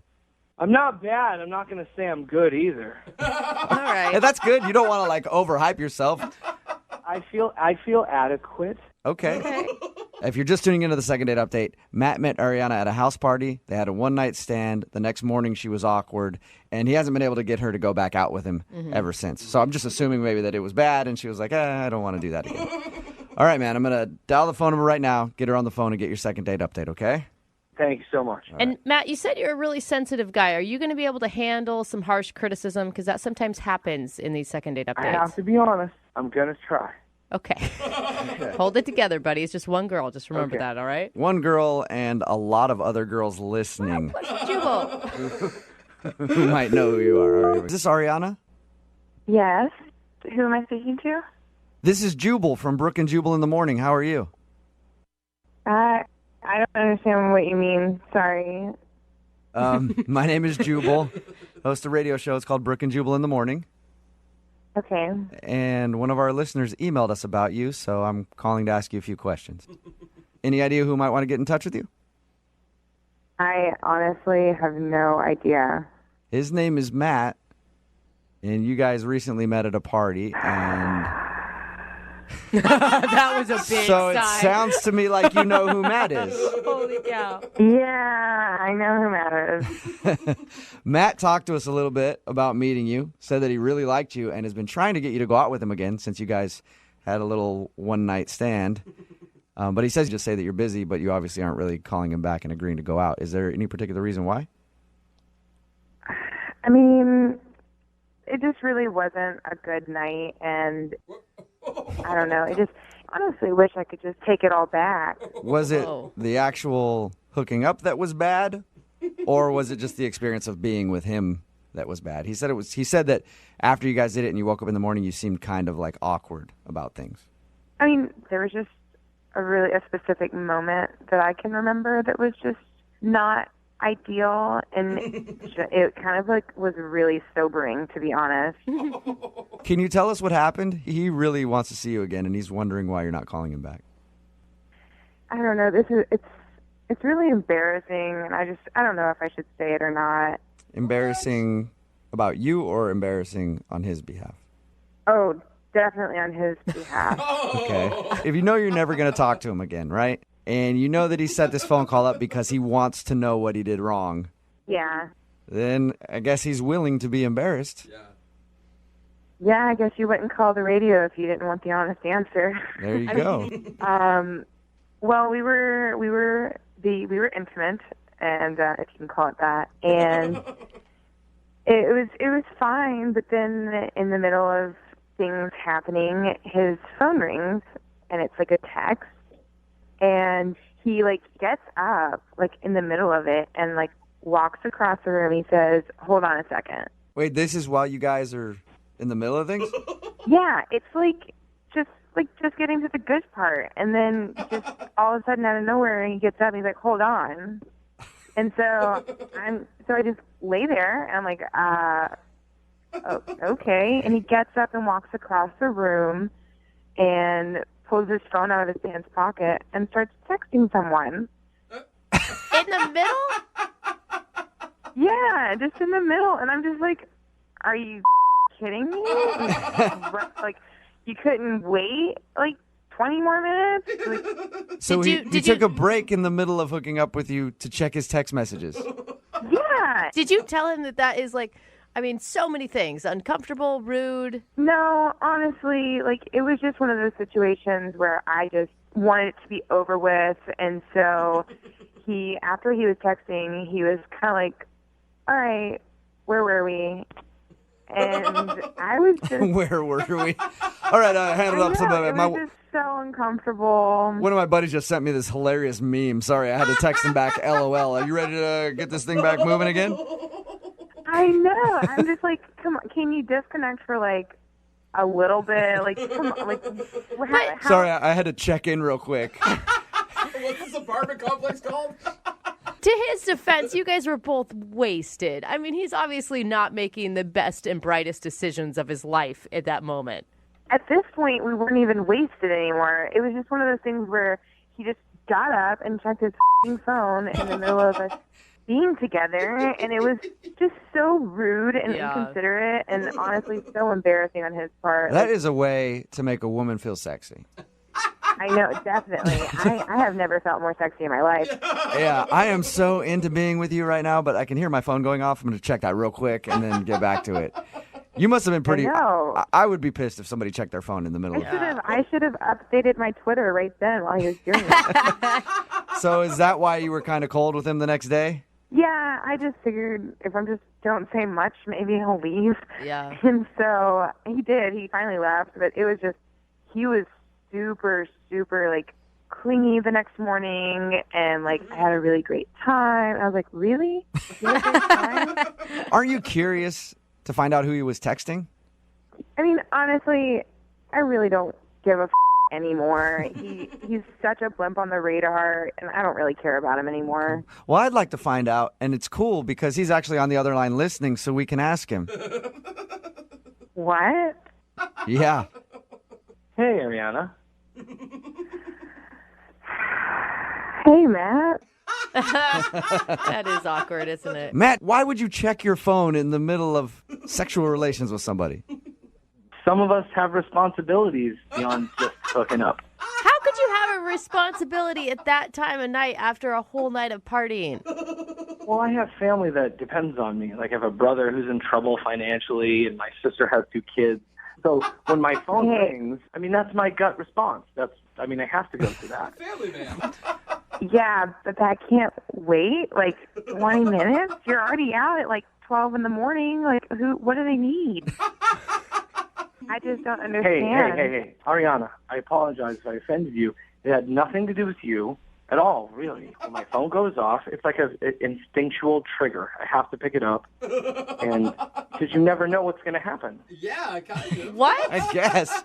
No. I mean, really, come on, no. You can't say no to that. You say no to family? I mean, come on. If my mom texts me in the middle of hooking up with somebody, I'm not answering that. I honestly don't even believe him that it was his family. I think he's just covering. Wait, I didn't say it was my family. I said if those people were to call me, I have to pick up the phone. So who was it? Who was it then, Matt? Yeah. Well, I'll be honest. It was my boy Scott. Okay. And it was not an emergency, but it could have been. So I guess I picked up the phone. I don't understand why you, at the time, and still don't quite understand why picking up a phone, no matter who it's from, in the middle of that is not a good idea. Finish the task at hand, and then you can text your friend. It just doesn't seem that difficult. Does that make sense to you at all, Matt? No, not really. Okay. Matt. You never know, guys. So you think it's perfectly fine to text in the middle of that act? I don't think it's perfectly fine in all accounts, but you have to take into account what's actually going on with the text. You're one of those people that would, like, if you were polled on whether you'd give up sex or your cell phone, you'd choose sex before your cell phone, right? Only in an emergency situation. All right, well, I'm going to ask the question anyway. I know the answer, but Ariana, would you like to go out with Matt again on a second date? I will pay for it. Honestly, it wasn't even that fun to begin with. Oh, shocking. All right. It was kind of a relief that you got up and had a text. Oh, man. Matt, no second date for you. Well, now I'm okay with it. You're okay with it now? Why is that? Well, after hearing her end of the story, I think I'm better off. Because she was the one in the wrong. You know what? here. You're right. She should be more understanding. Screw her. Yeah. I think that he's totally right. I probably am better off. Well, we can agree to agree. Brooke and Jubal.